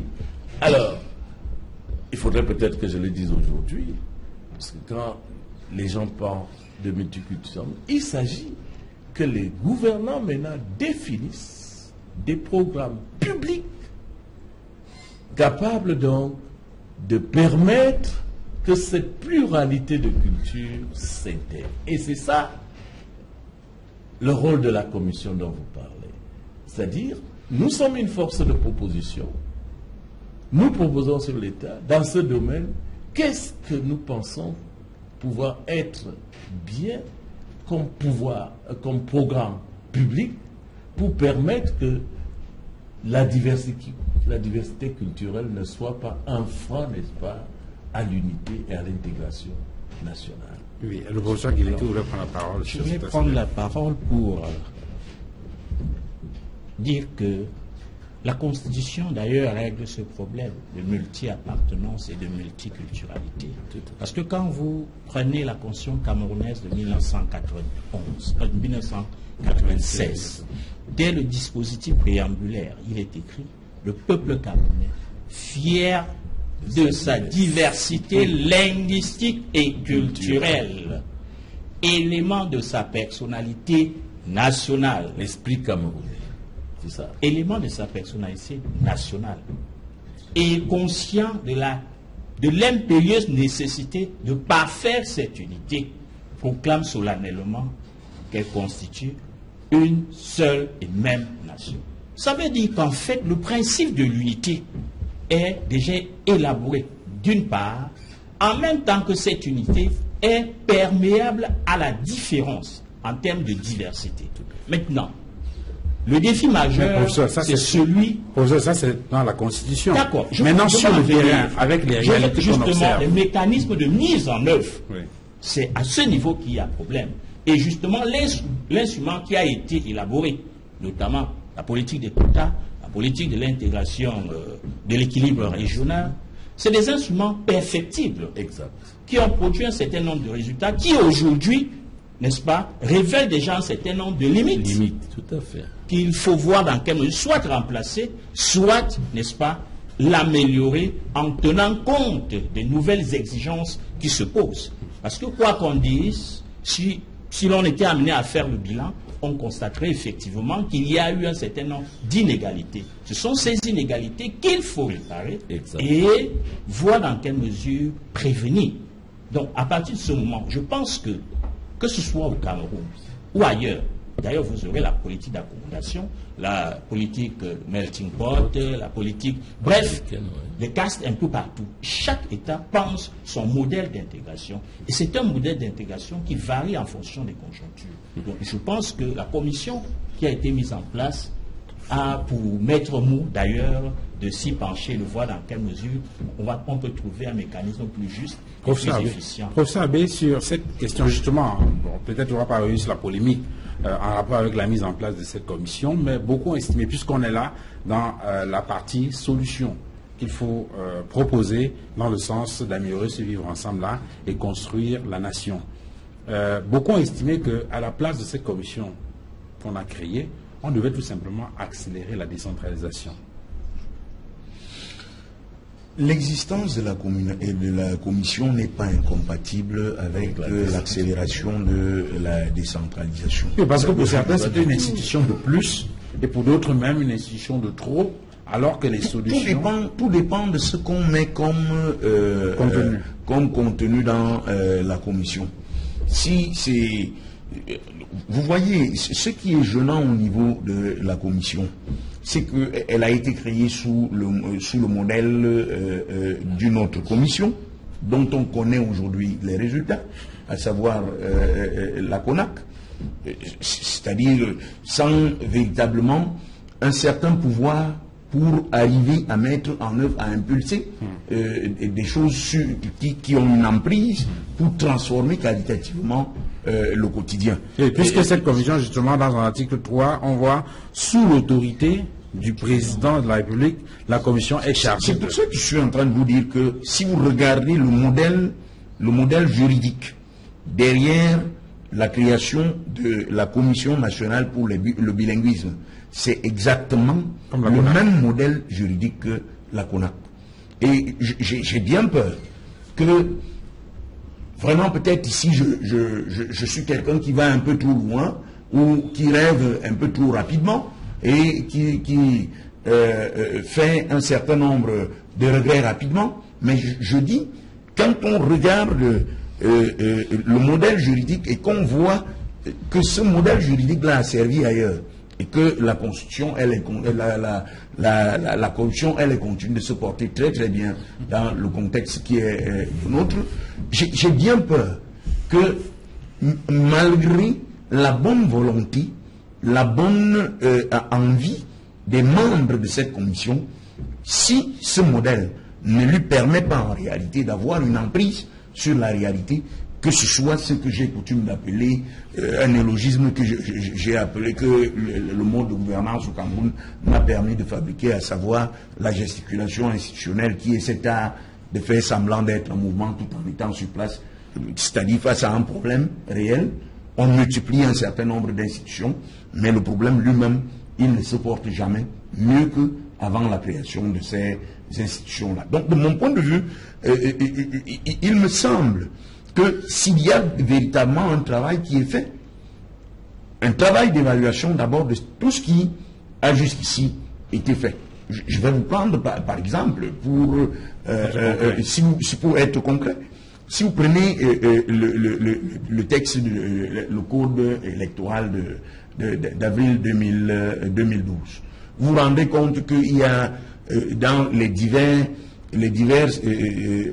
éléments qui imposent dans les circonscriptions électorales non seulement la question du genre, mais aussi la question de la composante sociologique. Oui. On voit bien là que on a voulu résoudre la question de la cohabitation multiculturelle. Mais vous vous rendez compte qu'en donnant justement à des communautés, en reconnaissant des droits culturels, il y a l'oubli du fait que ces droits culturels eux-mêmes ne répondent pas, ne répondent pas à la question de la démocratie. Parce qu'à l'intérieur de que vous reconnaissez la question, vous reconnaissez des droits culturels à une communauté, vous n'avez pas fini de résoudre les problèmes de cadets et d'aînés social à l'intérieur de cette communauté-là. Que, à coup sûr, s'il y a un représentant qu'on puisse choisir à l'intérieur de cette communauté-là pour représenter, évidemment, vous me direz que à ce niveau-là, ce texte-là prévoit également un élément pour le genre. Vous vous rendrez également compte que, automatiquement, pour les jeunes qui restent des cadets sociaux, ça va être un problème auquel il va falloir, de mon point de vue, résoudre. C'est pourquoi j'estime, de mon point de vue, qu'il y a un certain nombre d'éléments qui peuvent être, aujourd'hui, il y a du grand nombre en termes d'évaluation, qui peuvent être remis à jour pour, effectivement, rendre cette commission-là, donner du travail à cette commission pour que le vivre ensemble soit effectivement mise sur orbite dans le contexte qui est le nôtre. Professeur Djenga, c'est vrai qu'il y a une expression que vous avez utilisé, qui a retenu notre attention, s'agissant, lorsqu'on vous demande de faire des propositions de solutions, vous dites qu'il n'y a pas de prêt à porter, quoi. Préfabriqué. Alors, s'agissant de ces solutions qu'il faut envisager de façon concrète pour consolider ce vivre ensemble et cette unité nationale-là, comment on y va? Enfin, est-ce que les meilleurs leviers sont, de votre point de vue, fondamentalement politiques? Évidemment, tout à l'heure, le professeur, il faut rappeler que nous sommes un jeune État.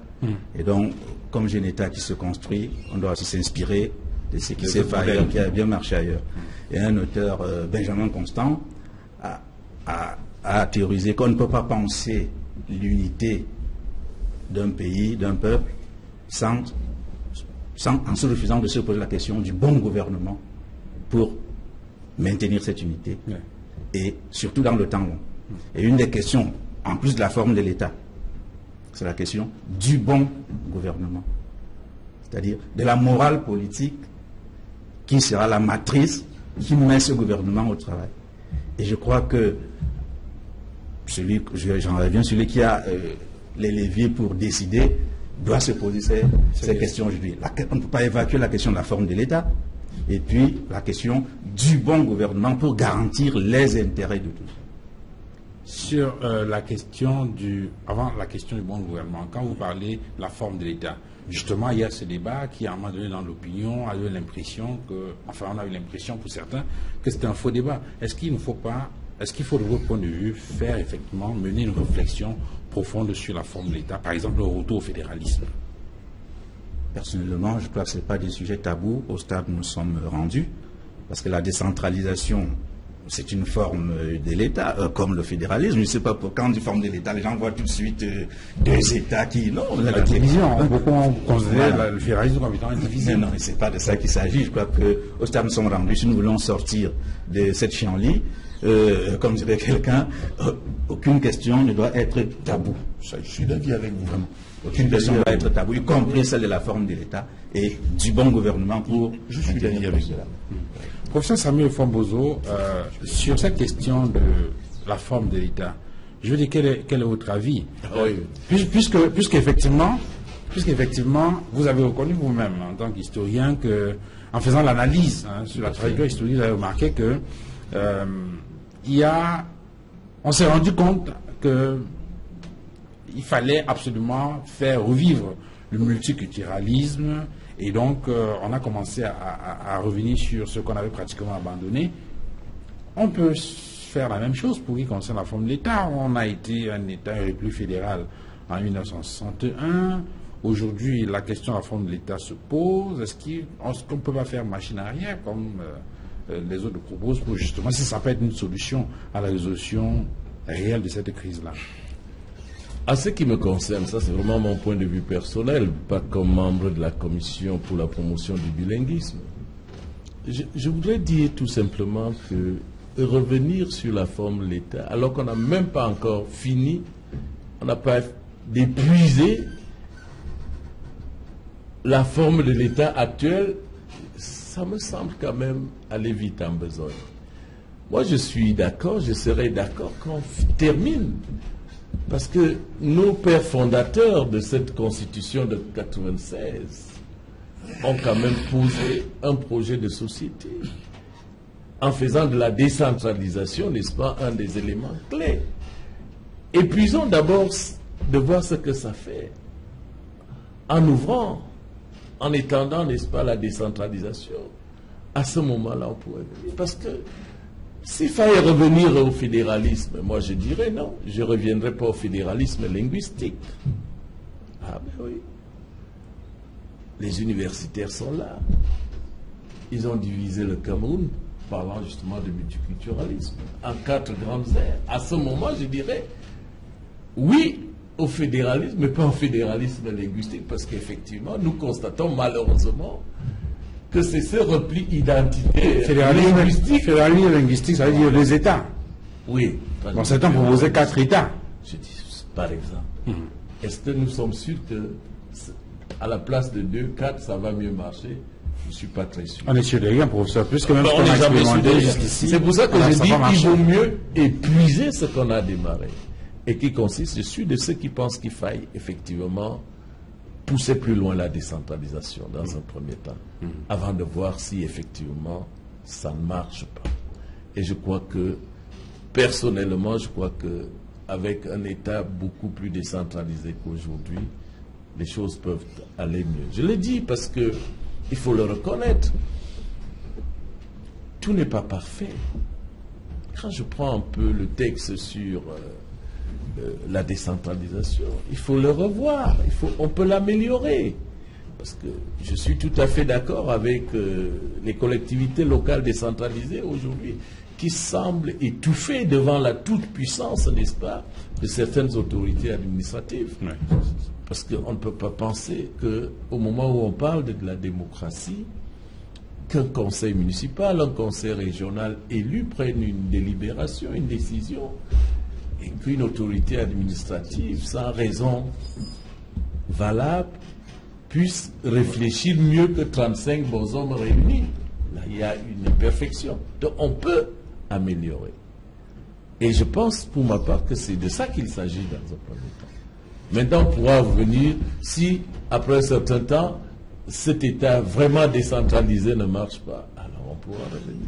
Mais je ne suis pas d'accord avec ceux qui pensent que le fédéralisme, en 2017 ou 2018, c'est le fédéralisme linguistique. Professeur Guédétou, sur cet aspect-là, quels sont pour vous les meilleurs leviers? Est-ce qu'il s'agit d'alternance politique? Le professeur Atenga l'a dit en ces mots, mais en tout cas, c'est ce que moi j'ai dit. J'ai parlé du bon gouvernement. Bon, en tout cas, professeur Atenga n'a pas parlé du bon gouvernement, moi j'ai entendu alternance politique. Je n'ai pas parlé du bon régime, j'ai parlé du bon gouvernement. Ah d'accord, ok, Voilà, c'est ça la nuance, ok. Est-ce que c'est l'accélération de la décentralisation ou le retour au fédéralisme, de votre point de vue? Alors, merci. De mon point de vue, il s'agit de mettre véritablement en place tous les mécanismes prévus par cette politique de décentralisation. Parce que, au-delà même de la forme de l'État, ce qui est important ici, c'est le contenu. C'est ce qu'on y met dans le cadre de la définition des différentes formes, n'est-ce pas, qu'on peut donner à l'État. Et je pense que la Constitution de 1996 est suffisamment claire et a prévu un certain nombre de mécanismes qui, malheureusement, jusqu'à présent, ne sont pas mis en œuvre, ou tout au moins le sont dans une proportion très, très marginale. Et d'ailleurs, quand on essaie de parcourir ces textes, notamment les lois sur la décentralisation de 2004 et autres, on constate qu'il y a une notion perverse qui a été introduite dans ces lois, la tutelle administrative. Mais qu'est-ce que c'est cette notion? Il me semble qu'un séminaire pédagogique doit être organisé dans le cadre d'une explication réelle et d'une appropriation effective de cette notion de tutelle. La tutelle veut dire une sorte de décentrement du pouvoir au profit des autorités déconcentrées ou tout simplement une autonomie effectivement reconnue à travers les élections. Autrement dit, est-ce que le En réalité, on a le sentiment que c'est une double administration, carrément. En effet, en effet. Et donc ça pose problème. Et ça crée une sorte de confusion sémantique au point où même les autorités instrumentalisent à souhait cette disposition-là pour bloquer un certain nombre de résolutions du Conseil municipal. Alors qu'en fait, je pense que la tutelle devrait s'inscrire dans une perspective de régulation et de facilitation et de contrôle a posteriori, non a priori. Mais ce n'est pas le cas quand on essaie de voir ce qui se passe sur le terrain. Et donc, il faut revenir. Donc cela veut dire que ce qu'on observe déjà au niveau, par exemple, des communes, avec les maires, qui ont besoin d'avoir, entre griffes, l'aval ou la signature de l'autorité administrative, on risque d'avoir la même situation demain lorsqu'on va mettre en place les régions. Puisque, de toute évidence, les conseils, à côté du président du conseil régional, il y a une autorité administrative. Et donc voilà une disposition qui n'a même pas encore été appliquée, mais qui fait déjà problème pour ceux qui tout. Cela veut dire peut-être que, finalement, cette constitution de 96 n'était pas aussi bonne que ça. Elle n'était pas aussi bonne que ça, je ne dirais pas ainsi. Je pense que c'est en mettant en œuvre les textes qu'on découvre les limites et les propriétés de ces textes-là. C'est pour cela qu'on parle de réforme, n'est-ce pas? Donc, chaque texte est éligible à la réforme. Exact. Concernant celui donc, le texte de 1996 sur la décentralisation, je pense que le mérite serait de le mettre d'abord en œuvre et de voir les différentes faiblesses pour corriger au fur et à mesure. Mais le plus important déjà, c'est que les lois d'orientation de 2004 soient opérationnalisées sur le terrain. Alors, professeur Abbé, vous êtes de ceux qui estiment qu'effectivement... Non, je ris en réalité parce que mon collègue Nguelietou, j'essaye de le comprendre. Le Cameroun n'a pas inventé la décentralisation. Du moins sous la forme telle qu'on veut la donner à voir. Elle existe dans beaucoup d'autres pays. On peut voir ce que fait par exemple la Suisse avec ses cantons. On peut même rentrer dans nos sociétés traditionnelles pour voir comment nos sociétés traditionnelles au niveau des systèmes politiques étaient gérés de ce point de vue-là. Ce qui signifie qu'on n'aurait même pas attendu de mettre en œuvre avant de constater. Il faut reconnaître que le dispositif, avant même d'avoir été mis en œuvre totalement, il faut reconnaître que ce dispositif est il y a un élément, j'allais dire, il y a une volonté de l'État central de ne pas véritablement lâcher du lest dans la mise en œuvre de cette décentralisation à la camerounaise, si vous me permettez de le dire ainsi. Il faut véritablement pas avoir à prendre des pincettes lorsqu'on est en face d'une situation comme celle-ci qui en réalité peut poser un problème dans l'avenir. Pour nous autres universitaires, le peuple peut avoir à nous regarder, à nous montrer du doigt en disant mais nous vous avons envoyé à l'école pour regarder ces questions, il faut pouvoir le dire, de mon point de vue.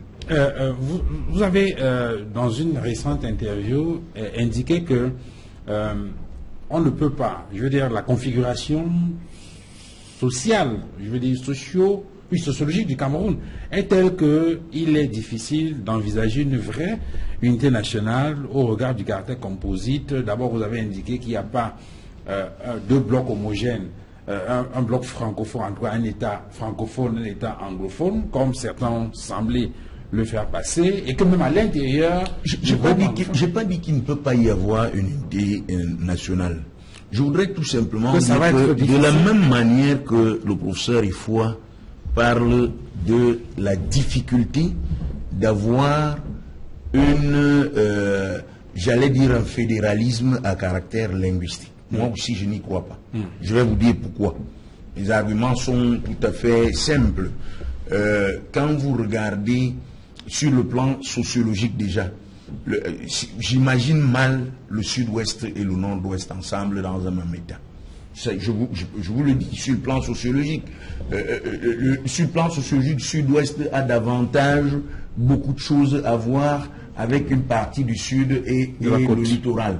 Ils ont beaucoup de choses ensemble. Sur le plan même des rapports entre les deux régions, quand vous regardez l'histoire récente, c'est-à-dire en rentrant peut-être 20 ou 30 ans en arrière, vous vous rendrez compte qu'il y a toujours eu des rivalités très fortes qui ont fait en sorte que, en réalité, on a toujours eu un sud-ouest qui est à part et un nord-ouest qui est à part. Donc, ceux qui parlent du Cameroun anglophone comme quelque chose d'homogène font, de mon point de vue, une énorme erreur. Mais à ce moment-là, ça risque d'être assez difficile, compliqué, je veux dire, d'expérimenter une forme d'organisation politique administrative qui permette, si ce n'est pas la décentralisation, qu'effectivement tout cela soit une réalité. Il pourrait y avoir de la décentralisation comme il pourrait y avoir le fédéralisme, mais qui ne soit pas nécessairement sur la base linguistique. Professeur Fouan, sur ça, vous voulez réagir? Je voulais juste apporter un bémol en disant que à l'échelle du monde, il n'existe aucune société qui soit culturellement homogène. Oui, tout à fait. Aucune société. Tout à fait. Parce qu'il ne faut pas Tout à fait. invoquer l'argument d'homogénéité pour dire que, en l'absence d'une telle homogénéité, il ne peut pas avoir rassemblement. Non. Même au niveau du Cameroun, il n'y a pas homogénéité. Mais on construit cette homogénéité à travers la mise en place d'un certain nombre de mythes unificateurs. Quand on parle de la nation suisse, qu'est-ce qui fait son unité? C'est la différence, la somme des différences des composants sociologiques qui fait effectivement l'unité de la Suisse. À partir de ce moment, il faut comprendre que l'unité nationale, c'est d'abord un construit, un plébiscite de tous les jours. Donc ce n'est pas tant l'homogénéité que cet idéal unitaire de construire l'homogénéité. Même si on a la certitude de ne pas y parvenir, on y croit tout de même. Mon argument repose au niveau de la configuration actuelle, où certains revendiquent effectivement le fédéralisme sur la base linguistique. Et c'était un argument lié à cette conjoncture sociopolitique actuelle. Il ne s'agissait pas de dire que l'on ne peut pas mettre ensemble, on le sait, la mise ensemble et le vivre ensemble entre les individus, c'est une question de processus. Alors, Joseph, deux éléments peut-être dans votre analyse. D'abord sur la création ou vos attributions de membres de la Commission nationale pour la promotion du bilinguisme et du multiculturalisme. Est-ce que vous n'avez pas le sentiment que, tel que cela a été mis en place, je reprends là pratiquement les mots du professeur Abbé, on risque de ne pas avoir de solution idoine à la question parce que pratiquement vous allez... Justement, je voulais rassurer le professeur pour lui dire que je comprends ses appréhensions, mais je lui dirais également que comparaison n'est pas toujours raison. C'est pas parce que la CONAC, à son point de vue, a échoué. Je ne suis pas sûr qu'il faille craindre que la commission pour la promotion du bilinguisme soit... C'est pas la CONAC elle-même qui a échoué, c'est le modèle juridique. Oui, le modèle juridique est le même. Je trouve que c'est le même modèle juridique. Tout simplement parce que ces deux organes sont placés sous la tutelle du président de la République. Alors, ce n'est pas un problème. C'est le problème que nous posons tous. Nous parlons de décentralisation. Est-ce que, au jour d'aujourd'hui, une commission, fût-elle nationale, peut avoir la même mise sur les populations en matière de décision? C'est pas possible, tel que nous fonctionnons. C'est-à-dire qu'on ne peut pas faire autrement, professeur? Mais bien sûr. On ne peut pas faire autrement. On nous aurait mis sous la tutelle de quelqu'un d'autre, du ministre des Arts et de la Culture, mais on aura quand même une tutelle. Et c'est eux qui travaillent sur le terrain. Nous, on ne travaille pas sur le terrain. Je l'ai dit, nous sommes une force de proposition. Il s'agit quand même, à un moment, de voir que les Camerounais se replient sur eux-mêmes. Il y a ce mouvement d'irrédentisme accéléré, appuyé, qui fait quand même peur. Alors, on rappelle aux uns et aux autres que, mais écoutez, nous sommes condamnés à vivre ensemble, sauf si vous voulez détruire le Cameroun et créer plusieurs États. Et ça, c'est une autre paire de manches. Mais à l'heure d'aujourd'hui, je vois mal le Cameroun éclater en plusieurs États. Ça, c'est de mon point de vue. Donc, il reste à trouver donc des solutions pour le vivre ensemble, pour un meilleur vivre ensemble. Et il me semble justement que la Commission pour la promotion du bilinguisme et du multiculturalisme a été créée à un moment précis. Au moment où justement ces replis identitaires revenaient de plus en plus en surface. Il s'agit pour la Commission de faire des propositions concrètes sur le bilinguisme à la fois institutionnel et personnel. L'autre jour, nous avons effectué, n'est-ce pas, des missions auprès des ministères. Le bilinguisme institutionnel, il a fort bien rappelé, c'est ce qui est prévu par la Constitution, c'est ce qui est prévu par les différentes circulaires du Premier ministre, ainsi de suite. Mais est-ce que cela est réellement appliqué? On se rend compte, je ne veux pas dévoiler ici de secrets, mais, et tous les Camerounais l'observent, quand vous passez devant un ministère de X, en français en gros caractères et en anglais, ce n'est plus le bilinguisme institutionnel qui fait les deux langues officielles d'égale valeur. Donc, ça c'est des choses élémentaires que nous avons fini par oublier et qui créent donc le malaise dont certains parlaient tantôt. C'est-à-dire, ceux qui se réclament par exemple anglophones estiment que le fait de mettre anglophone en petit caractère, c'est le mépris, la non-considération. Mais on parle des entêtes, on parle des petits problèmes, ce sont les petites rivières qui finalement font des grands fleuves. Exact. Donc c'est pour dire effectivement que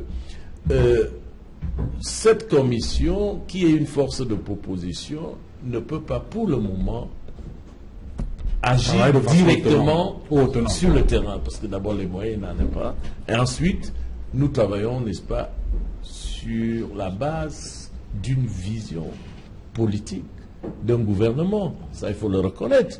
Donc nous n'allons pas, parce que le même gouvernement nous a créés et dit, bon, écoutez, vous, c'est bien, vous nous avez créés, mais nous pensons que vous pouvez vous mettre de côté. Désormais, nous allons dicter la conduite à tout le monde. Non, je dis, la promotion du bilinguisme et du multiculturalisme se situe à plusieurs niveaux.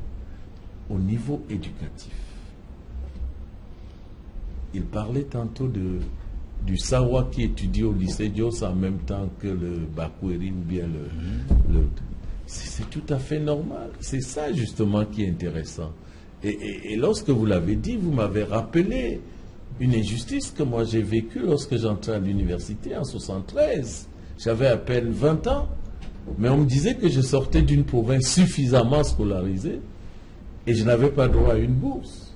Pendant que mes camarades qui avaient 25 ans, parce qu'ils sortaient d'une autre région, insuffisamment scolarisés, avaient une bourse.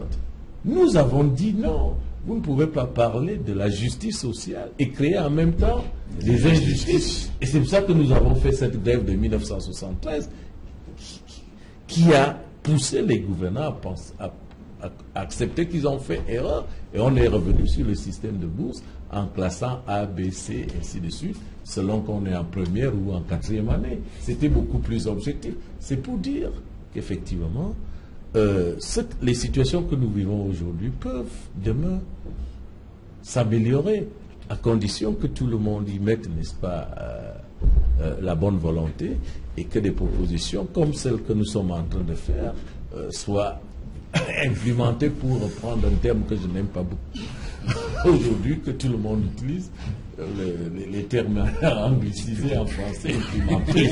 Donc, mais je voudrais tout simplement vous rassurer effectivement que la commission telle qu'elle est... Alors vous dites que la commission travaille, on a lu dans les journaux, la commission travaille, mais vous dites la commission va à son rythme, la commission n'est pas pressée, parce qu'on a remarqué, quelqu'un a fait remarquer justement que depuis que la commission a été mise en place, on ne la voit pas sur le terrain. Non, cela participe toujours de la vitesse avec laquelle les Camerounais veulent que les choses marchent. Mais en même temps, ça court dans les deux régions.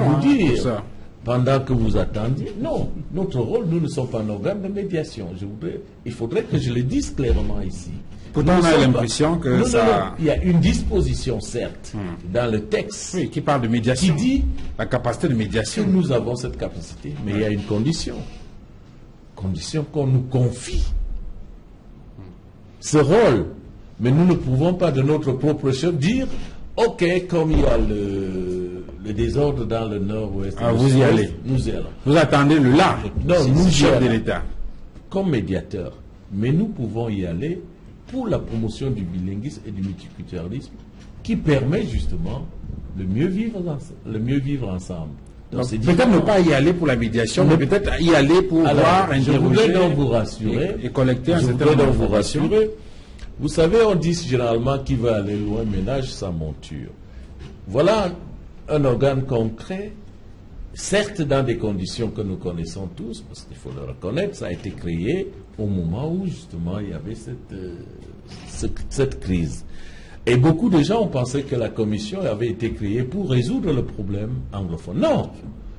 d'une certaine façon, dans le cadre de la promotion du bilinguisme et du multiculturalisme, gage. Mais c'est l'impression qu'on a eue. Hein. Oui, c'est l'impression. Parce que quand le président de la République fait son discours de fin d'année, il dit bientôt on va mettre en place une structure et le 23 janvier, effectivement, je crée la structure et donc on fait le lien entre le discours du chef d'État. Mais voilà un politiste, voilà un autre, voilà un sociologue. Entre ce qu'on déclare et les textes qui est créé, il faut quand même... Oui, mais attendez. Oui, parce que c'est ça l'erreur à ne pas commettre, parce que beaucoup de gens ont voulu nous voir sur le terrain en train d'aller régler le problème. D'ailleurs, on vous a annoncé, dans les gens nord-ouest et du sud-ouest. Nous avons cru, nous-mêmes au départ, que nous pouvions le faire. Nous avons cru au départ que nous pouvions le faire. Mais Dieu merci, on a été rattrapé par la réalité. Alors, puisque on nous a renvoyé au texte. Donc, je voulais vous rassurer et dire que si on n'est pas vite descendu sur le train, c'est parce qu'on voulait tout simplement mélanger notre monture. Voilà une commission qui a été créée et qui n'avait pas de règlement intérieur, qui n'avait pas de règles de procédure. Il a fallu réfléchir sur tout cela. Il a fallu élaborer un plan d'action. Ça va prendre combien de temps, professeur? Ça a été fait. 3 ans. Je voudrais vous rassurer. Okay. Ça a été fait. C'est pour dire que nous avons travaillé très vite. La preuve, la tutelle a validé notre règlement intérieur, nos règles de procédure, notre plan d'action. Peut-être c'est justement vous permettre d'aller plus vite encore.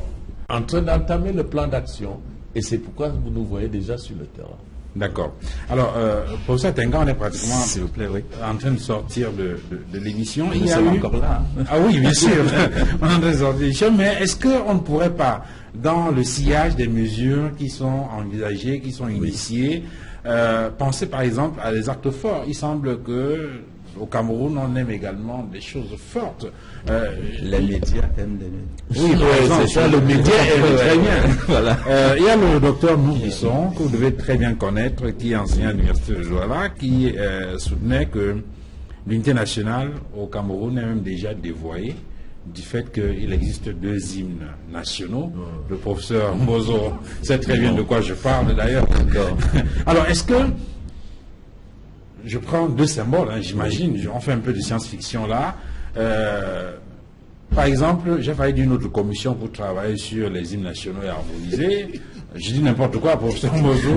Une autre commission encore peut-être pour réfléchir sur une nouvelle date pour la célébration de l'unité nationale. Enfin, je ne sais pas. On fait la science-fiction là, professeur Tenga.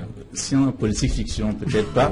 Mais moi, je veux dire que ce qui me surprend, ça c'est vraiment mon analyse de ce citoyen, c'est que depuis que cette crise est prise en main, y compris au plus haut sommet de l'État, au travers du discours des commissions et tout, ça reste encore une affaire d'élite.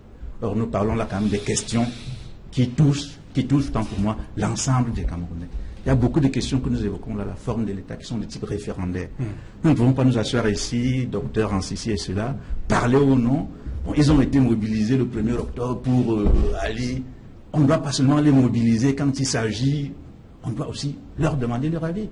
La question de la forme de l'État, elle est de type référendaire. Je ne sais pas qu'est-ce qu'il y a. Ce serait une mesure forte, par contre, d'organiser un référendum autour d'un certain nombre de questions que vous évoquez là, pour que chaque Camerounais dise de quelle forme de l'État il a besoin, est-ce qu'il faut 2 hymnes, etc. Ça, sur 3 ou 4 questions. Dans n'importe quel État, on aurait pu le faire. Ça coûterait moins cher que... j'ai rien contre la commission de mon ancien doyen, mais ça coûterait peut-être moins cher que ce que cette commission va nous prendre sur 5 ans. D'interroger directement les Camerounais sur un certain nombre de questionnements. Pour moi, c'est peut-être une mesure forte. Organiser un référendum autour d'un certain nombre de points qui sont ici en jeu depuis le déclenchement de cette crise.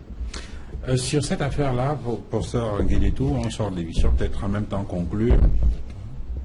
Je veux dire sur la question des mesures qui pourraient être envisagées par l'État pour marquer les esprits et peut-être donner un certain nombre de signaux. On a vu récemment, lorsque le chef d'État a décidé qu'on libère un certain nombre de leaders, ça a été accueilli, certes avec, pour certains avec beaucoup d'enthousiasme, pour d'autres un peu moins, mais au moins, nous dans la presse, on en était intéressés.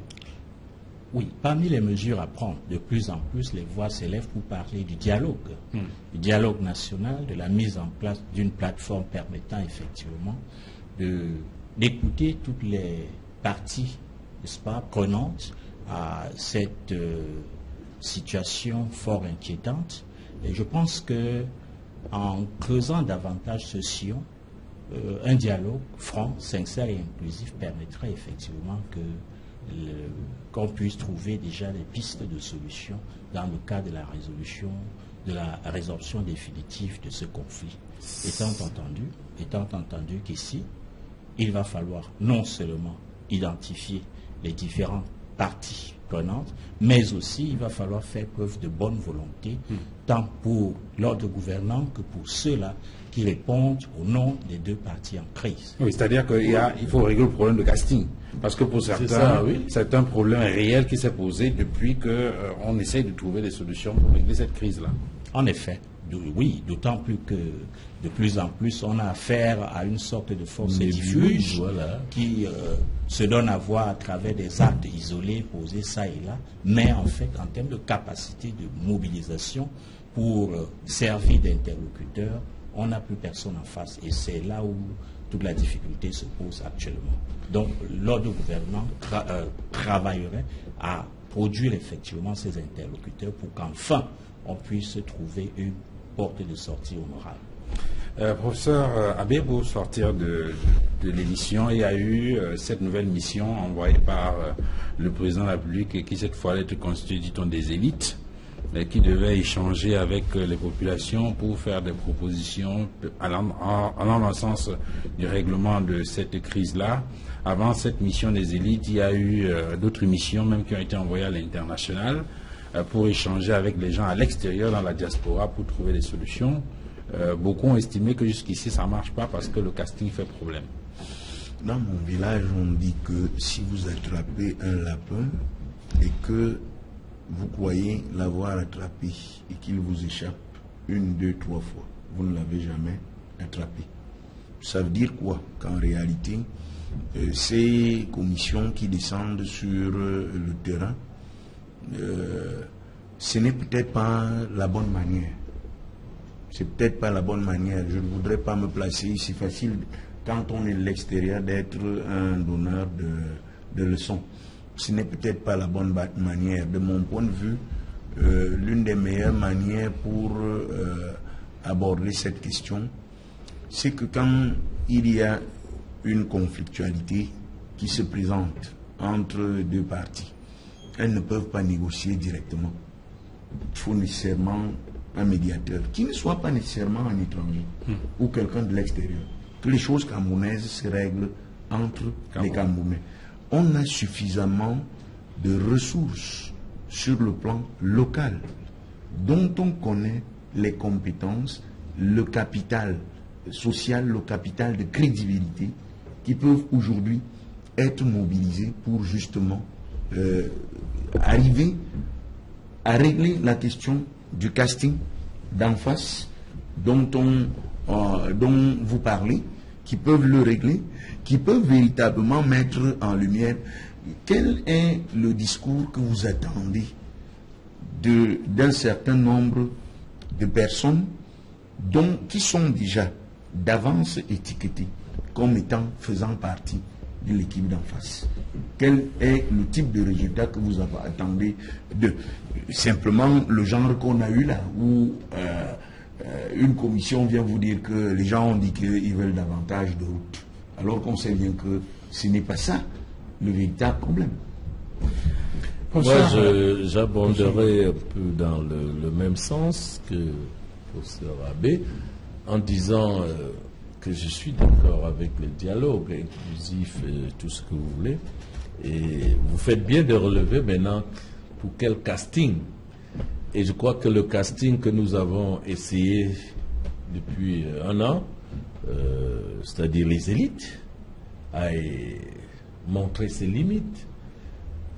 Personnellement, je serais d'avis qu'on aille plus bas, qu'on consulte le peuple profond, aussi qu'on associe le peuple profond à ce dialogue. Large débat national, Non, grand c'est débat. pas un problème de large débat. Ce n'est pas un problème de large débat. Lorsqu'on a défini les parties prenantes, il suffirait tout simplement de dire d'accord, organisant non seulement, on sait ce que les élites veulent, ils ont eu le temps de vouloir convaincre le bas peuple, mais on constate que le bas peuple ne suit pas. Donc, il faut donc, c'est plutôt vers le bas peuple, me semble-t-il, Qu'il faut aller maintenant. Pour faut leur donc- demander il faut qu'est-ce que vous voulez exact. Il faut donc chercher des gens qui peuvent Il faut être donc en chercher des mesure gens qui d'être peuvent le écoutés faire. par le Et bas non peuple. plus les élites ressortissant de ces coins qui vont parler à ce bas peuple. Et là, je suis d'accord, lorsqu'ils parlent de médiateurs, on peut trouver. Nous sommes- Non, en fait, c'est ce qu'il faut faire au lieu de développer, je passe le contrôle de Tenga, la théorie de la complotite. De mon Parce que justement, c'est le sentiment qu'on a eu, c'est qu'on dit, bon, il y a des officines de déstabilisation qui mettent en place des mécanismes pour mettre le Oui, feu. pourquoi et puis- Qu'est-ce que nous observons? Ça fait quand même un an que cela dure. Si les élites avaient été suffisamment performantes, On n'en serait plus là. On n'en serait plus là. Mais on constate qu'un an après, malgré le fait glisse. qu'elles aillent sur le terrain, la situation ne fait que s'aggraver. Il faut tenter une autre solution. Et moi, je serais d'avis qu'on aille vers la base en leur demandant, en les associant au débat et en leur demandant qu'est-ce qu'ils veulent exactement dans la conjoncture actuelle. Ils ont déjà dit ce qu'ils veulent pour ça. Tout le monde sait. Par la voix de qui? Par la voix de qui? Ah bon, là, on revient encore à la C'est pour- question. je parle de des ça, élites. c'est essentiel. On revient à la question Mais c'est des ça, élites et c'est pour puis- ça que je veux qu'on exclue un peu les élites. Et D'accord. qu'on aille directement sur la population. Et ça, Et ça peut je se peux- faire et je d'une peux certaine d'ailleurs- et je façon. peux d'ailleurs vous dire. Les populations de ce que vous appelez aujourd'hui la partie francophone. On peut choisir parmi les populations de la base. Vous sollicitez Francophones, des gens qui vont parler à leurs frères de la base. Et je peux d'ailleurs vous donner un élément. Hein. Je me suis retrouvé à Boya il n'y a pas 2 ou 3 mois, où un élu local, qui est d'ailleurs adjoint au maire dans une des localités, qui me disait, mais vraiment, je ne comprends pas. Les gens qui ne comprennent pas que ce n'est pas eux qu'on veut écouter. Qu'en réalité, il suffit de venir nous parler là dans nos tontines, nos associations. Vous écouterez ce qu'on veut savoir et peut-être à partir de là, il peut y avoir... J'ai donné juste un élément. Hein. J'ai donné juste un élément comme ça. C'est pour vous dire qu'en fait, il existe des voies alternatives qu'il faut peut-être aujourd'hui actionner, exploiter, ouais. plutôt que de prendre des fonctionnaires et de hauts des dignitaires politiques dont on connaît l'expérience et dont personne ne remet en question les compétences, mais qu'on se rend compte que sur le terrain, ça n'a pas fonctionné. Infiniment merci, messieurs, d'être venus sur ce plateau. Professeur Efformozo, avant de partir, vous avez annoncé d'alors que désormais vous êtes sur le terrain. Alors, une exclusivité. Une exclusivité sur le terrain. Bon, bientôt nous allons parler multiculturalisme. La semaine dernière, c'était évaluer, n'est-ce pas, la pratique du bilinguisme institutionnel auprès des administrations publiques.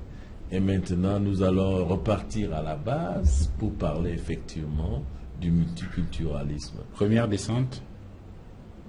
Ils ont commencé les descentes. Non, sur, je veux dire pour la Pour la prochaine commission. étape, ouais. Mais la commission a organisé les choses de telle manière que nous allons aller sur le terrain indépendamment